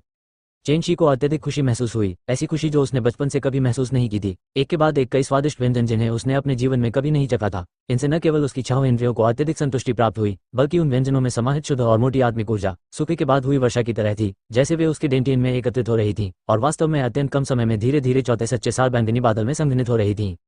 जनजात क्षेत्र के स्तर में प्रत्येक वृद्धि के साथ सच्चे सार से संघनित एक बादल डेंटिन के भीतर प्रकट होता था, और इसे नींव निर्माण की बादल सीढ़ी कहा जाता था। यह तब तक जारी रहा जब तक कि 9 बादल नहीं बन गए। तब कोई व्यक्ति वायलेट पैलेस का विकास कर वायलेट पैलेस क्षेत्र का साधक बन सकता था, जिसके पास अमर महल में औपचारिक रूप से कदम रखने के लिए दावा आधार था। चेनशी पहले से ही 5 वर्षों से जनजात क्षेत्र के तीसरे स्तर पर अटका हुआ था, और ऐसा उसकी प्राकृतिक प्रतिभा के हीन होने के कारण नहीं था, बल्कि उसकी मां द्वारा छोड़े गए दीर्घायु ताले के कारण था। इन 5 वर्षों के दौरान इसने चुपचाप उसके शरीर के भीतर सच्चे सार को अवशोषित कर लिया था, और जब दीर्घायु ताला टूट गया और उसके भीतर जेड पेंडेंट प्रकट हुआ, तो ऐसा लगा जैसे उसने अपनी बेड़ियां तोड़ दी हों। उस दिन के बाद से उन्हें कभी इस बात की चिंता नहीं हुई कि उनकी साधना आगे नहीं बढ़ पाएगी। हालांकि तब भी आत्मिक पत्थरों, आत्मिक गोलियों, आत्मिक औषधियों और अन्य बाह्य स्रोतों के सहयोग के अभाव के कारण उनकी साधना की प्रगति अत्यंत धीमी थी। उन्होंने कभी कल्पना भी नहीं की थी कि 10 से अधिक व्यंजन खाने से उनकी खेती तेल के कुएं में विस्फोट की तरह हो जाएगी और एक बार फिर स्तर पार कर जाएगी। इससे स्वाभाविक रूप से उन्हें अतुलनीय रूप से सुखद आश्चर्य हुआ। हालांकि खुशी के साथ साथ उसे एक प्रकार की यातना भी महसूस हुई। हर बार जब बूढ़े माँ कोई स्वादिष्ट व्यंजन पकाते तो उस तीखी मोहक गंध के कारण वे चाहकर भी उसे खाने से खुद को नहीं रोक पाते थे और केवल एक छोटा सा निवाला खाने का उनका मूल इरादा पूरी तरह से अपनी छवि की उपेक्षा में बदल जाता था, क्योंकि वे व्यंजन को तेजी से खाते थे। इससे उसे और अधिक शर्मिंदगी महसूस होने लगी और वह स्वयं को और अधिक लालची समझने लगा, जो प्रलोभन का विरोध करने में असमर्थ था। एट नो विल बी नेट एट। बूढ़े आदमी माँ भी भोजन करते समय चेंशी की उपस्थिति से चौंक गए, क्योंकि उन्होंने उन 14 खाली जेट प्लेटों को देखा। उन्हें अपनी आंखों पर विश्वास करने की हिम्मत नहीं हुई और केवल विचलित अवस्था में बुदबुदाया, सनकी, क्या ये हो सकता है कि इस आदमी का पेट अथाह गड्ढा है? मैंने जो शिष्य बनाया है वह बहुत अजीब है ना?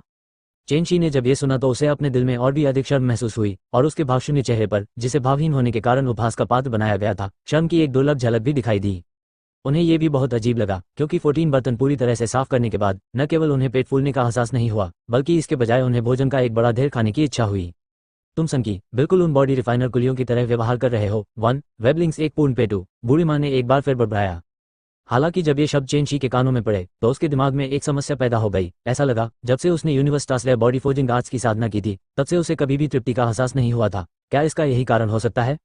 चेंशी ने उसके शरीर में हो रहे परिवर्तनों को ध्यानपूर्वक महसूस किया। उसे ऐसा महसूस हुआ मानो उसका मांस, रक्त और त्वचा असीम शक्ति से भर गए हों। यहाँ तक कि उसकी हड्डियां भी 100 ग्राम हल्की हो गई थीं और उसका पूरा शरीर प्रचुर मात्रा में मोटी ताकत से भर गया था।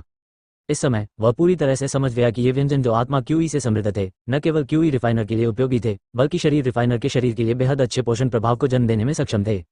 बूढ़े आदमी माँ को अपनी अंतरात्मा की आवाज सुनाई दी जब उन्होंने चेंशी को असमंजस में और बिना बोले देखा, और उन्होंने ऐसे शब्द नहीं बुदबुदाए जिससे चेंशी को अत्यधिक शर्मिंदगी उठानी पड़ी, क्योंकि उन्होंने सीधे पूछा था, इन 14 खाना पकाने की विधियों में से आपको कितनी याद है? उचित व्यवसाय के बारे में बात करने से चेंशी की अभिव्यक्ति अंततः सामान्य हो गई। फिर उसने विचार किया और कहा, मैंने लगभग सभी को याद कर लिया है। वास्तव में बूढ़ी माँ की आंखें अचानक खुल गई। चेंशी ने एक पल सोचा, फिर गंभीरता से सिर हिला दिया। फिर भी बूढ़ी माँ ने उस पर विश्वास नहीं किया और चूल्हे की ओर इशारा किया, तुम खाना बनाओ, हम ड्राई फ्राइड इनकसोल स्कॉर्पियन पकाओ। ठीक है, चेंशी ने सीधे तौर पर जवाब दिया और उसकी कार्रवाई बेहद निर्णायक थी। वह चूल्हे के सामने पहुंचा, फिर अपने मन में बनी यादों के अनुसार चरणबद्ध तरीके से खाना बनाना शुरू किया। इनकसोल स्कॉर्पियन को साफ करना और काटना, मसाला मिलाना, स्पिरिट की लपटों को नियंत्रित करना।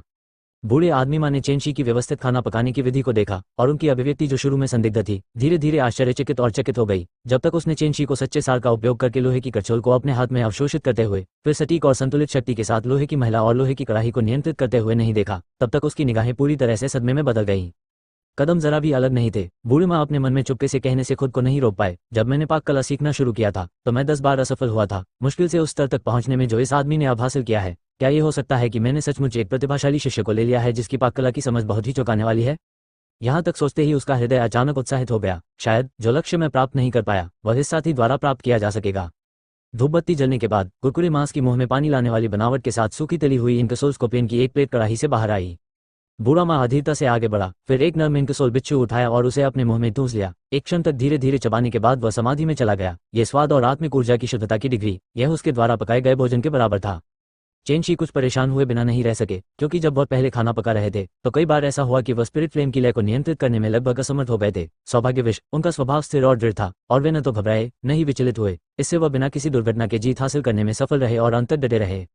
मैं आपको पाक कला सिखाने की पद्धति बदलना चाहता हूँ। थोड़ी देर बाद बूढ़ी माँ ने इस पर सावधानीपूर्वक विचार किया और उन्होंने धीरे से कहा, केवल नकल करने से आपको कोई परेशानी नहीं है। चूंकि मामला ऐसा है तो अपने व्यंजन खुद बनाना शुरू करो।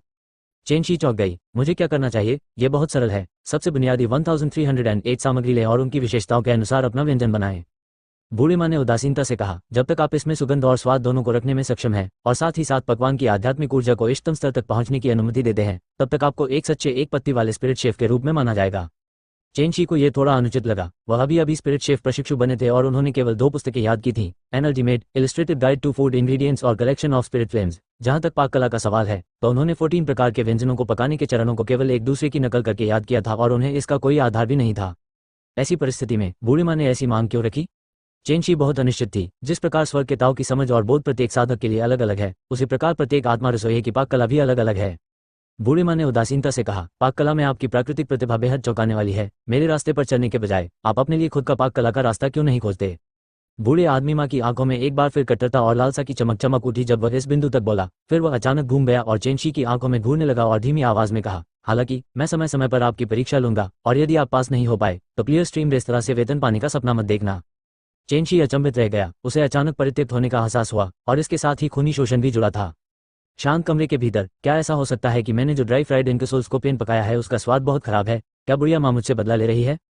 चेंशी ने उन विभिन्न सामग्रियों को देखा जो उसके चारों ओर ढेर की तरह जमा थी। फिर उसने एकदम नए स्टोव और खाना पकाने के बर्तनों को देखा जो चमकदार थे। उसकी दृष्टि उलझन में थी, जबकि उसका मन अनेक विचारों से भरा हुआ था। बूढ़े आदमी माँ के इरादों के अनुसार केवल वह यहाँ था जब तक कि वह अपने स्वयं के व्यंजन पकाने में सक्षम न हो और एक पत्ती आत्मा शेफ के स्तर को प्राप्त न कर ले, अन्यथा शांत कमरे से बाहर निकलने के बारे में मत सोचो। इस बूढ़े बकरे का स्वभाव बहुत ही विचित्र है और वह बहुत ही अजीब तरह से व्यवहार भी करता है। वह तो सचमुच एक पागल आदमी है। अपनी सहनशीलता के बावजूद चेंशी को झुंझलाहट महसूस हुई जब उसे याद आया कि बूढ़े आदमी माँ ने क्या कहा था, मैं केवल अपने छोटे भाई की ट्यूशन फीस का भुगतान करने में मदद करने के लिए कुछ स्पिरिट स्टोन अर्जित करना चाहता हूँ। मैंने कभी भी पाक कला के मार्ग पर चलने के बारे में नहीं सोचा है। परेशान होने के बाद चेंशी जल्दी से शांत हो गया। फिर उसने अपने आसपास की हर चीज को देखा। वह जानता था कि लगातार बड़बड़ाने से कोई फायदा नहीं होगा। इसके बजाय ये सोचना बेहतर होगा कि इन सामग्रियों का उपयोग करके किस तरह से ऐसा व्यंजन पकाया जाए जिससे बूढ़ी माँ संतुष्ट हो जाए। फिर वह इस शापित शांत कमरे से बाहर निकल सकता था। वह सामग्री के विशाल ढेर के पास गया और एक एक करके सावधानीपूर्वक उनकी जांच की। यदि मैं एक पत्ती वाला स्पिरिट शेफ बनना चाहता हूं तो मुझे एक ऐसा व्यंजन पकाना होगा जो प्रसवोत्तर क्षेत्र साधक को पोषण देने के लिए उपयुक्त हो। न केवल ये सामग्रियां विभिन्न प्रकार की हैं, बल्कि इनका स्वाद भी एक दूसरे से भिन्न है। यह विशेष रूप से महत्वपूर्ण है कि उनकी विशेषताओं के बीच अंतर किया जाए ताकि वे एक दूसरे के पूरक बने, और मुझे उन्हें विरोधाभासी नहीं बनने देना चाहिए। जब चेंशी गंभीर हो गया तो निस्संदेह उसके पास अत्यंत चौंकाने वाली विस्फोटक शक्ति थी। उनके विचार उन्माद में घूमने लगे जब उन्होंने खाद्य सामग्री के लिए एक अंतिम सचित्र गाइड से प्राप्त ज्ञान को संयोजित किया और विभिन्न सामग्रियों के विशाल ढेर को पुनर्गठित करना शुरू किया। धूप बत्ती जलने का समय हो गया है। सभी सामग्रियों को 2 बड़े ढेरों में व्यवस्थित किया गया था जो क्रमशः यिन और यांग के गुणों का प्रतिनिधित्व करते थे। प्रत्येक बड़े ढेर को 5 छोटे भागों में विभाजित किया गया था जो धातु, लकड़ी, जल, पृथ्वी और अग्नि नामक 5 तत्वों का प्रतिनिधित्व करते थे। समान मौलिक विशेषताओं वाले प्रत्येक घटक को कई भागों में विभाजित किया गया जो उनके स्वाद, विकास, पर्यावरण, मुख्य सामग्री, पूरक सामग्री आदि के आधार पर और भी छोटे थे। इस प्रक्रिया में उनका लगभग 1 दिन लग गया और यह सुनिश्चित करने के लिए कि कोई गलती न हो, उन्होंने राक्षस जानवर के खून का स्वाद चखने में भी संकोच नहीं किया, जिससे उनकी नाक में खूनी गंध आ रही थी और तरल पदार्थ के रूप में ऐसे तत्व थे जिनका रंग बहुत ही घिनौना था। इन विभिन्न अजीब अवयवों से उत्तेजित होकर उसकी जीभ लगभग सुन्न हो गई थी और कई बार तो घृणा से उसे उल्टी भी आ गई थी। हालांकि जब उसने विभिन्न सामग्रियों को क्रम से अपने सामने आते देखा तो चेंशी को संतुष्टि का एहसास हुआ और उसने एक नया व्यंजन बनाने की विधि की गणना शुरू करने से पहले अपने माथे से पसीना पोंछने की परवाह नहीं की। समय धीरे धीरे बीतता गया। चेंशी काफी देर के बाद उठे। फिर उन्होंने 10 से अधिक सामग्री उठाई और सीधे चूल्हे के पास पहुंचे। सिजल सामग्री और मसाला तैयार करने के बाद चेंशी ने खाना बनाना शुरू करने में जरा भी संकोच नहीं किया। हालांकि 15 मिनट भी नहीं बीते थे कि कड़ाही के नीचे से जलने की गंध आने लगी। वह बहुत पहले से ही असफल होने के लिए तैयार था, इसलिए जब उसने ये देखा तो उसे आश्चर्य नहीं हुआ। उसने डिश को जेट प्लेट पर रखा और फिर उसे एक एक करके खाया। इसका गर्म स्वाद बहुत तीखा है। वोट फ्लावर और वाइन फ्रेग्रेंस मछली की आत्मिक ऊर्जा असंतुलित है। ऐसा लगता है कि मुझे उन्हें धीरे धीरे भूनने के लिए गर्म लौ का उपयोग करना चाहिए। स्वाद बहुत ही अजीब था, लेकिन चेंशी ने इस पर जरा भी ध्यान नहीं दिया। वह एक विचलित भाव के साथ चबा रहा था। उसका दिमाग पूरी तरह से विफलता के कारण का विश्लेषण करने में लगा हुआ था। खाना खत्म करने और साफ सफाई करने के बाद चेंशी ने फिर से खाना बनाना शुरू कर दिया। 5 तत्व असमान थे। असफलता। मसाला डालने में गलती, असफलता। अनुचित तरीके से तैयार की गई सामग्री, असफलता। अत्यधिक खाना पकाने की तकनीक, सच्चा सार नष्ट होना, असफलता। लगातार 10 बार असफल होने के बाद चेंशी पूरी तरह से अचेत हो चुका था। उसने अपने असफल व्यंजनों को एक एक करके निगल लिया। फिर नए सिरे से शुरू करने से पहले प्रत्येक विफलता के कारण का शांतिपूर्वक विश्लेषण किया। वह गंभीर और कठोर चेहरा भावहीन था और वह एक मशीन की तरह था जिसे थकान का पता ही नहीं था, क्योंकि वह निरस्ता से एक ही क्रिया को दोहरा रहा था। चेंशी ने इस बात पर बिल्कुल भी ध्यान नहीं दिया कि न केवल उसकी आत्मिक ऊर्जा समाप्त हो गई, बल्कि वह आंधी तूफान के नीचे पानी के एक तालाब की तरह उल्लेखनीय गति से बढ़ रही थी। आकाश अभी चमका ही था कि इम्प ने जम्हाई ली और फिर नींद से जाग उठा। वह सड़कों पर गुंडागर्दी करता था। यद्यपि वह युवा था, फिर भी वह अत्यंत बुद्धिमान था। झाक जनरल गुड स्टोर के मालिक झाक की नज़र 1 महीने पहले उस पर पड़ी और वह भाग्यशाली था कि उसे ताबीज बनाने का प्रशिक्षु बना दिया गया और उसे वेतन भी मिलने लगा। हालांकि पिछले 1 महीने से वह झाक दायों की मदद कुछ और काम में कर रहे थे। वह एक बिक्री सहायक के रूप में काम कर रहे थे। दुकान का दरवाजा खुला और बाहर काफी भीड़ नजर आई, जो काफी समय से दरवाजे के बाहर जमा थी और पानी की एक बूंद भी बाहर नहीं निकल पा रही थी। ये खुला है भाई इम्प, मैं 3 ड्रिलर तावीज ऑर्डर करना चाहता हूँ। मुझे वे नए संस्करण के तावीज चाहिए। काया, मैं तुम्हारा पड़ोसी हूँ। अंकल ली, क्या आपके पास अभी भी वे मूल एजोरवुड तावीज है जिनकी ताकत दूसरे दर्जे के तावीज के बराबर है? सब लोग, इसके लिए मुझसे प्रतिस्पर्धा मत करो। मैंने अपने घर में रहने वाले उस शरारती बच्चे के लिए एक गोल्डेज ताबीज खरीदने के लिए 3 दिन पहले से ही लाइन लगा रखी है, ताकि वह अपनी रक्षा कर सके। जो भी मेरे विरुद्ध प्रतिस्पर्धा करेगा, मैं उस पर क्रोधित हो जाऊंगा। मैं पाइन मिस्ट सिटी के हेवनली मेपल टेलिस्मैन क्राफ्टिंग इंस्टीट्यूशन का प्रशिक्षक हूँ। मैं इस बार यहाँ उस ग्रैंडमास्टर से मिलने आया हूँ जिसने इन बुनियादी तावीज़ों का नया संस्करण विकसित किया है। मुझे आश्चर्य है कि क्या भाई इम्प हमारा परिचय करा सकते हैं? हर कोई अपनी छवि की परवाह किए बिना दरवाजे की ओर भीड़ लगाने के लिए संघर्ष कर रहा था, जैसे कि वे बाजार में सामान के लिए लड़ रहे हों। इम को इसकी आदत हो गई थी, क्योंकि जब से चेंशी द्वारा तैयार किया गया अर्चील टेलिस्मैन का नया संस्करण आधे महीने पहले प्रसारित हुआ, झाक जनरल स्टो की प्रतिष्ठा रातों रात बढ़ गई। बॉस झाक दायोंग ने इस अवसर का लाभ उठाते हुए एक ऐसी घोषणा की जिसने सभी को चौंका दिया। ग्रैंडमास्टर स्तर के तावीज़ क्राफ्टिंग मास्टर के व्यक्तिगत कार्य। इस वर्ष हमारे स्टो का शानदार योगदान, अति सुंदर कौशल के साथ बनाया गया नया संस्करण, बुनियादी तावीज़ का चौंकाने वाला स्वरूप। आप एक का मालिक बनने के लायक। ये घोषणा बहुत ही चौंकाने वाली थी और इसने बहुत ध्यान आकर्षित किया, लेकिन आखिरकार ये सामान्य ताबीज थे और अधिकांश लोगों को अभी भी इस खबर की वास्तविकता पर थोड़ा संदेह था। लेकिन जब झाक दायोंग ने गलती से खुलासा किया कि जनरल एस्टेट की छोटी राजकुमारी ने पहले से ही 15 नए संस्करण अर्चील तावीज़ खरीद लिए थे, तो झाक जनरल स्टो का दरवाजा तुरंत विस्फोटक रूप से भीड़ से भर गया।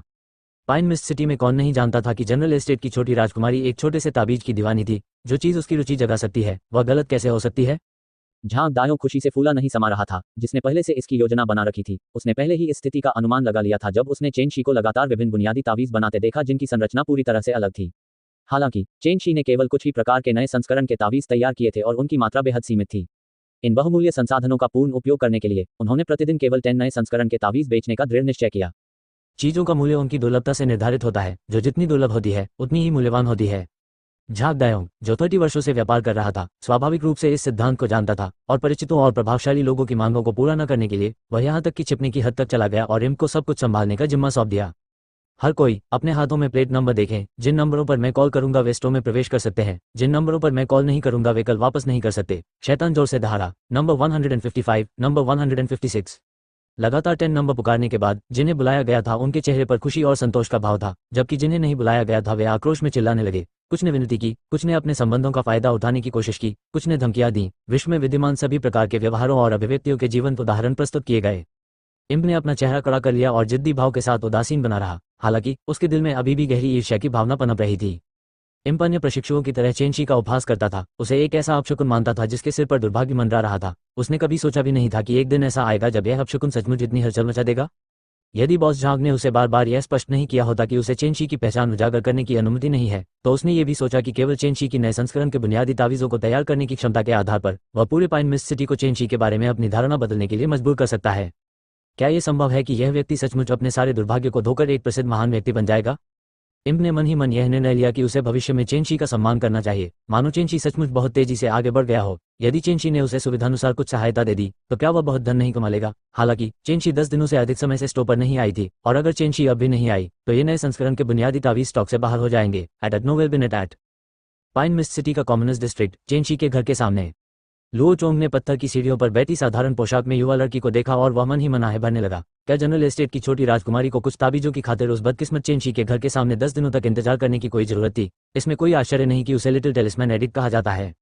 लुओ चोंग पाइन मिस्ट सिटी के जनरल एस्टेट की कमान के तहत नंबर 1 विशेषज्ञ था। उनकी शारीरिक बनावट अथाह थी, उनका शरीर दुबला पतला था, उनकी भुजाएं पतली थीं और आंखें स्पष्ट और चमकदार थीं। फिर भी वह अब छाया में छिपा हुआ था, एक सतर्क चीते की तरह हर पल आसपास की स्थिति पर नजर रख रहा था। किन होमिया तावीज़ों के बारे में पागल था, लेकिन दुनिया के तौर तरीकों को नहीं जानता था। वह एक अज्ञानी बच्चे की तरह भोली थी, इस हद तक कि वह आम लोगों के जिले में अकेली आई थी, जहां बदमाश आम लोगों के साथ घुल मिल गए थे। यह सुनिश्चित करना कठिन था कि कोई दुर्घटना न हो, इसलिए लुओ चोंग का काम छाया से रक्षा करना और किन होंगमियन की सुरक्षा की गारंटी देना था। मुझे आश्चर्य है कि वह दुर्भाग्य कहाँ चला गया जिसने मुझे और मिस को 10 दिनों से अधिक समय तक कष्ट सहना पड़ा। सचमुच एक अप्रिय कमीना। लुओ चोंग ने अंतहीन आलोचना की। लिकलान मार्शल प्रैक्टिस हॉल। मैनेजर वू के चेहरे पर सम्मान भरा भाव था और उन्होंने गहरी आवाज में कहा, विश्वसनीय सूत्रों के अनुसार यह बहुत संभव है कि लक्ष्य क्लियर स्ट्रीम रेस्तरां छोड़ देगा। लिहान, लीफैंग, लीझान, आप तीनों भाई छिपने और हत्या करने की कला में माहिर हैं। आज रात आप तीनों ही मुख्य ताकत होंगे, ध्यान रखें कि कोई निशान न छूटे। हाँ, गहरी और क्रूर अभिव्यक्तियों वाले 3 युवक एक स्वर में सहमत हुए। अच्छा, ये लड़ाई हमारे लिए कबीले के सम्मान से जुड़ी है। मैं भी व्यक्तिगत रूप से वहां जाऊंगा और जब तुम सफल हो जाओगे तो मैं कुलपति को सुझाव दूंगा कि वे तुम तीनों भाइयों को पैतृक घर में खेती करने की अनुमति दें। मैनेजर वो संतुष्टि से सिर हिलाने से खुद को रोक नहीं सके। उनसे पहले के 3 भाइयों की साधनाएं जनजात क्षेत्र के एक स्तर पर थीं। जब उन्होंने सेना में सम्मिलित हुए तो वे एक ऐसे साधक को पराजित करने में पूरी तरह सक्षम थे जिसने जनजात क्षेत्र में पूर्णता प्राप्त कर ली थी। तीसरे स्तर के जनजात दायरे के बच्चे से निपटने के लिए उनका उपयोग करना बेहद आसान था। पैतृक घर में खेती करें। तीनों भाई आश्चर्यचकित हो गए और उनके चेहरों पर एक साथ अजीब सी खुशी झलकने लगी। मैनेजर वू ने जब ठीक 1 महीने बाद ये देखा तो वह खुशी से हंसने से खुद को रोक नहीं पाए। ये सचमुच ईश्वर द्वारा भेजा गया अवसर था। ऐसा लग रहा था जैसे उसने अपने शिकार को अपनी आंखों के सामने ही निरर्थक प्रयास में पागलों की तरह संघर्ष करते हुए देखा हो। क्लियर स्ट्रीम रेस्तरां, वह शांत कमरा जो आधे महीने से कसकर बंद था, बाहर से खोल दिया गया। जब बूढ़े आदमी माँ केओनान और पे ने अंदर का दृश्य स्पष्ट रूप से देखा तो वे एक साथ चौंक गए और उनके चेहरे के भाव तुरंत जम गए। पहाड़ पर इकट्ठी की गई सामग्रियां गायब हो गई थीं और केवल चेंशी खाली कमरे में ध्यान में अपनी आंखें बंद किए हुए अकेला बैठा था, जो अत्यंत विशिष्ट लग रहा था। क्या ऐसा हो सकता है कि इस आदमी ने सारी सामग्री खा ली? केओनान को ऐसा लगा जैसे उसने कोई भूत देख लिया हो और वह चिल्लाया, ये सामग्रियां साधारण साधकों को 10 वर्षों तक भोजन देने में सक्षम है। छोटा भाई चेंशी न केवल सुंदर है, बल्कि उसकी भूख भी बहुत दबंग और भयंकर है। ओह, केवल ऐसा ही आदमी मेरे लिए प्रेम की नदी में स्वेच्छा से डूबने के योग्य है। आकर्षक और मनमोहक पेई पेई ने एक बार फिर अपना लड़कों वाला पागलपन दिखाया। बूढ़े आदमी माँ ने पहले चेंशी की लोलुपता की क्षमता का अनुभव किया था, जो एक साधारण व्यक्ति से कहीं अधिक थी, लेकिन अब जब उसने ये दृश्य देखा तो वह अपनी रीढ़ की हड्डी में ठंडक महसूस करने से खुद को रोक नहीं सका। फिर वह बुदबुदाया, मैंने एक ऐसा शिष्य लिया है जिसे दुर्लभ लोलुप कहा जा सकता है। मुझे आश्चर्य है कि क्या यह एक आशीर्वाद है या दुर्भाग्य। वह इतना कैसे खा सकता है? पेई पेई स्टोव के पास गई और उसने देखा कि विभिन्न प्रकार के व्यंजनों की जेड प्लेटें एक पंक्ति में फैली हुई थीं, और उसने जल्दी से इशारे से आवाज लगाई, वरिष्ठ भाई, जल्दी से आओ, देखो, ऐसा लगता है कि ये वही व्यंजन है जो छोटे भाई चेंशी ने पकाए हैं। बूढ़े आदमी माँ और केओनान चूल्हे के सामने पहुंचे। उनके चेहरे के हाव भाव गंभीर और गंभीर हो गए, क्योंकि वे विभिन्न रंगों वाले व्यंजनों की पंक्ति को देख रहे थे जो आंखों को सुखद लग रहे थे। ये डीप फ्राइड ब्लैक ईल खराब नहीं है, बनावट का संयोजन प्रथम श्रेणी का है, और आत्मा ऊर्जा शुद्ध और मोटी है, उत्तीर्ण। इस जेट फिल्म स्ट्यूड क्रिस्प मीट की बनावट खराब नहीं है, और हर पहलू ने प्रथम श्रेणी का मानक प्राप्त कर लिया है। सबसे अधिक चौंकाने वाली बात यह है कि उन्होंने वास्तव में व्हाइट विलो बीफ शैंक को लपेटने के लिए शुद्ध इन गुण वाले स्ट्रीमलेट हर्ब का उपयोग करने के बारे में सोचा था, ताकि वुड सिकाडा के मिट्टी के स्वाद को संतुलित किया जा सके। ऐसा विचार सचमुच अद्भुत है, जो किसी को भी आश्चर्य में डाल देता है। बकाइन, लाल कैसिया फल, जंगली भांग के बीज, इन 110 प्रकार के स्प्रिट फलों से बना दलिया वास्तव में स्वादिष्ट होता है। यह मीठा और ताज़ा होता है, और साथ ही एक नर्म और चिपचिपा एहसास भी देता है जिसे समझाना मुश्किल है। ओह, मुझे आश्चर्य है कि छोटे भाई चेंशी ने इसके बारे में कैसे सोचा। ऐसा लगता है कि इसमें पोषण और सौंदर्यीकरण का कार्य भी शामिल है। 3 पत्ती वाली स्पिरिट के रसोइयों ने बारी बारी से इसका स्वाद चखा और वे बार बार इसकी प्रशंसा करते रहे, जिससे उनकी आंखों में सुखद आश्चर्य और गहरा होता गया। वरिष्ठ भाई, आपने ये सिद्ध कर दिया है कि आप वह देख सकते हैं जो दूसरे नहीं देख सकते। चेंशी आपके शिष्य हैं, तो फिर इस बात की चिंता क्यों करें कि आपकी विरासत को कोई और नहीं लेगा? केओनान ने भावुक होकर कहा। चेंशी को देखकर मुझे वर्षों पहले की अपनी यादें ताज़ा हो जाती हैं। मैं भी उतना ही शानदार प्रतिभाशाली था, उतना ही। बूढ़ी माँ ने सीधे तौर पर इस आत्ममुग्ध व्यक्ति को नजरअंदाज कर दिया और अहंकार से कहा, अब मेरा ये शिष्य एक पत्ती वाले स्पिरिट शेफ के स्तर पर पहुंच गया है। अगले चरण में मैं और भी कठोर प्रशिक्षण पद्धतियां अपनाऊंगा और उसे एक पल इंतजार करें। मुझे इन कुछ दिनों का वेतन दे दो, मैं घर जाना चाहता हूँ। किसी अज्ञात समय पर चेंशी पहले ही खड़ा हो गया था और उसने सीधे तौर पर बूढ़े आदमी माँ को अशिष्ट लहजे में बाधित किया। उसके लिए विनम्र होना असंभव था, क्योंकि बूढ़ी माँ ने उसे शांत कक्ष में डालने से पहले एक शब्द भी नहीं कहा था, और यह सिलसिला 10 दिनों तक चला था। यदि वह कोई और होता तो भी उसका मूड इससे बेहतर नहीं होता। ये बच्चा बहुत गुस्सैल हो गया है ना? क्या कोई शिष्य है जो अपने गुरु से इस प्रकार बात करता है? बूढ़ी माँ ने गुस्से से देखा और वह भड़कने ही वाले थे कि तभी उन्होंने कुछ नोटिस किया और चिल्ला पड़े, आपकी साधना। जैसे ही उसने बोलना समाप्त किया, केओनान और पेई पेई ने चेंशी में परिवर्तन देखा। चेंशी का शरीर पहले लंबा और दुबला था, और युवावस्था में उसका स्वभाव शांत और कठोर था, जैसे एक तेज तलवार जिसे धूल में बंद करके म्यान में छिपा दिया गया हो। हालांकि इस समय उस पर एक अनोखे, तीखे और प्रभावशाली तरीके की छाप थी, और वह जो भी हरकत करता वह पहले जैसा ही लगता था, फिर भी वह दूसरों पर हल्का सा दबाव डालता था। मैं आगे बढ़ गया हूँ, चेंशी ने जवाब दिया। इन कुछ दिनों के दौरान ध्यान में अपनी साधना तकनीक का अभ्यास करने के अलावा उनका शेष समय व्यंजन पकाने में व्यतीत होता था। उन्होंने कभी यह आशा नहीं की थी कि उनकी साधना क्रमिक रूप से बढ़कर अनजाने में ही जन्मजात क्षेत्र के एक स्तर तक पहुंच जाएगी। तो यह ऐसा ही है। बूढ़ी माँ ने खाली कमरे को देखा और तुरंत सब कुछ समझ गए। यद्यपि जो सामग्रियां एक पहाड़ी पर इकट्ठी की गई थीं, वे केवल कुछ सामग्रियां थीं जिन्हें बमुश्किल वर्गीकृत किया गया था, लेकिन उन सभी में शुद्ध आध्यात्मिक ऊर्जा के धागे शामिल थे। चेंशी पहले से ही जन्मजात क्षेत्र में था, और अब जब उसने थोड़े समय में इतने सारे तत्वों को निगल लिया था, तो साधना में आगे बढ़ना उचित था। बूढ़े आदमी माँ को यह नहीं पता था कि चेंशी ने न केवल क्यूई शोधन में जन्मजात क्षेत्र के एक स्तर को तोड़ा था, बल्कि यहाँ तक कि उसकी ब्रह्मांड स्टासलिया बॉडी फोर्जिंग तकनीक को तीसरे स्तर तक विकसित किया गया था, जिसमें पानी के साथ टेंडन को गूंथने का कदम हासिल किया गया था। वह पहले से ही लचीले वाटरस्टार की घातक क्यूई को खींचकर कंडराओं को गूंथने में सक्षम था। चेंशी की त्वचा अब तांबे की तरह हो गई थी, उसकी नसें और हड्डियां लोहे की तरह हो गई थीं, और उसका शरीर लचीला और सख्त हो गया था। ये वास्तव में इसी कारण था कि उनके स्वभाव में चुपचाप परिवर्तन आ गया। वह पूरी तरह से उत्साहित था और अब उसका पहले जैसा कमजोर रूप नहीं था। बूढ़े आदमी माँ को कुछ एहसास हुआ जब उन्होंने चेंशी की शांत और दृढ़ अभिव्यक्ति देखी। चेंशी को केवल पाक कला का अध्ययन करने के लिए अपना दिल लगाने के लिए मजबूर करना यथार्थवादी नहीं था। इसलिए उसने चेंशी को कुछ दिनों की छुट्टी देने का फैसला किया और चेंशी पर 100 खजाने का थैला फेंकने के लिए अपना हाथ उठाया। उन्होंने कहा, इन 15 दिनों का वेतन इसमें शामिल है। चूंकि तुम घर लौटना चाहते हो, इसलिए गुरु तुम्हें नहीं रोकेंगे, लेकिन आपको अभी भी जल्दी से यहाँ वापस आना होगा। पाक कला में अपनी प्राकृतिक प्रतिभा को बर्बाद मत करो। पिछले कुछ दिनों में जो चिड़चिड़ापन जमा हो गया था, वह काफी हद तक दूर हो गया जब उसने आत्मा के पत्थर प्राप्त किए और उसके साथ 100 खजाने का थैला भी आया। वह जल्दी से मुड़कर जाने से पहले सिर हिलाकर हाँ में बोला। क्लियर स्ट्रीम रेस्तरां से बाहर निकलने और सूरज और नीले आकाश को देखने के बाद, जिसे उसने बहुत समय से नहीं देखा था, चेंशी को थोड़ा सा महसूस हुआ जैसे कि वह बाहरी दुनिया से सदियों से कटा हुआ था, और शांत कमरे को छोड़ते हुए उसे ऐसा लगा, सचमुच महान। चेनशी ने अब और भावुकता से आह नहीं भरी और तेजी से अपने घर की ओर चल दिया। हालांकि वह अभी आधी दूरी ही चला था कि अचानक उसके दिल में एक भयावह अनुभूति उमड़ती हुई महसूस हुई, जैसे कि छाया में से कोई विषैला सांप उसे निशाना बना रहा हो। वह जरा भी नहीं हिचकिचाया और अचानक अपने कदम रोक दिए तथा अपना सिर घुमाकर दूर की ओर देखने लगा। इस समय चेनशी ऐसे सतर्क था जैसे कि उसका सामना किसी दुर्जय शत्रु से हो रहा हो और उसके पूरे शरीर में विद्यमान सच्चा सार फूट पड़ा। वह एक भाले की तरह था जो आकाश को भेद रहा था और उसका प्रभावशाली अंदाज अद्वितीय रूप से तीव्र और भयंकर था।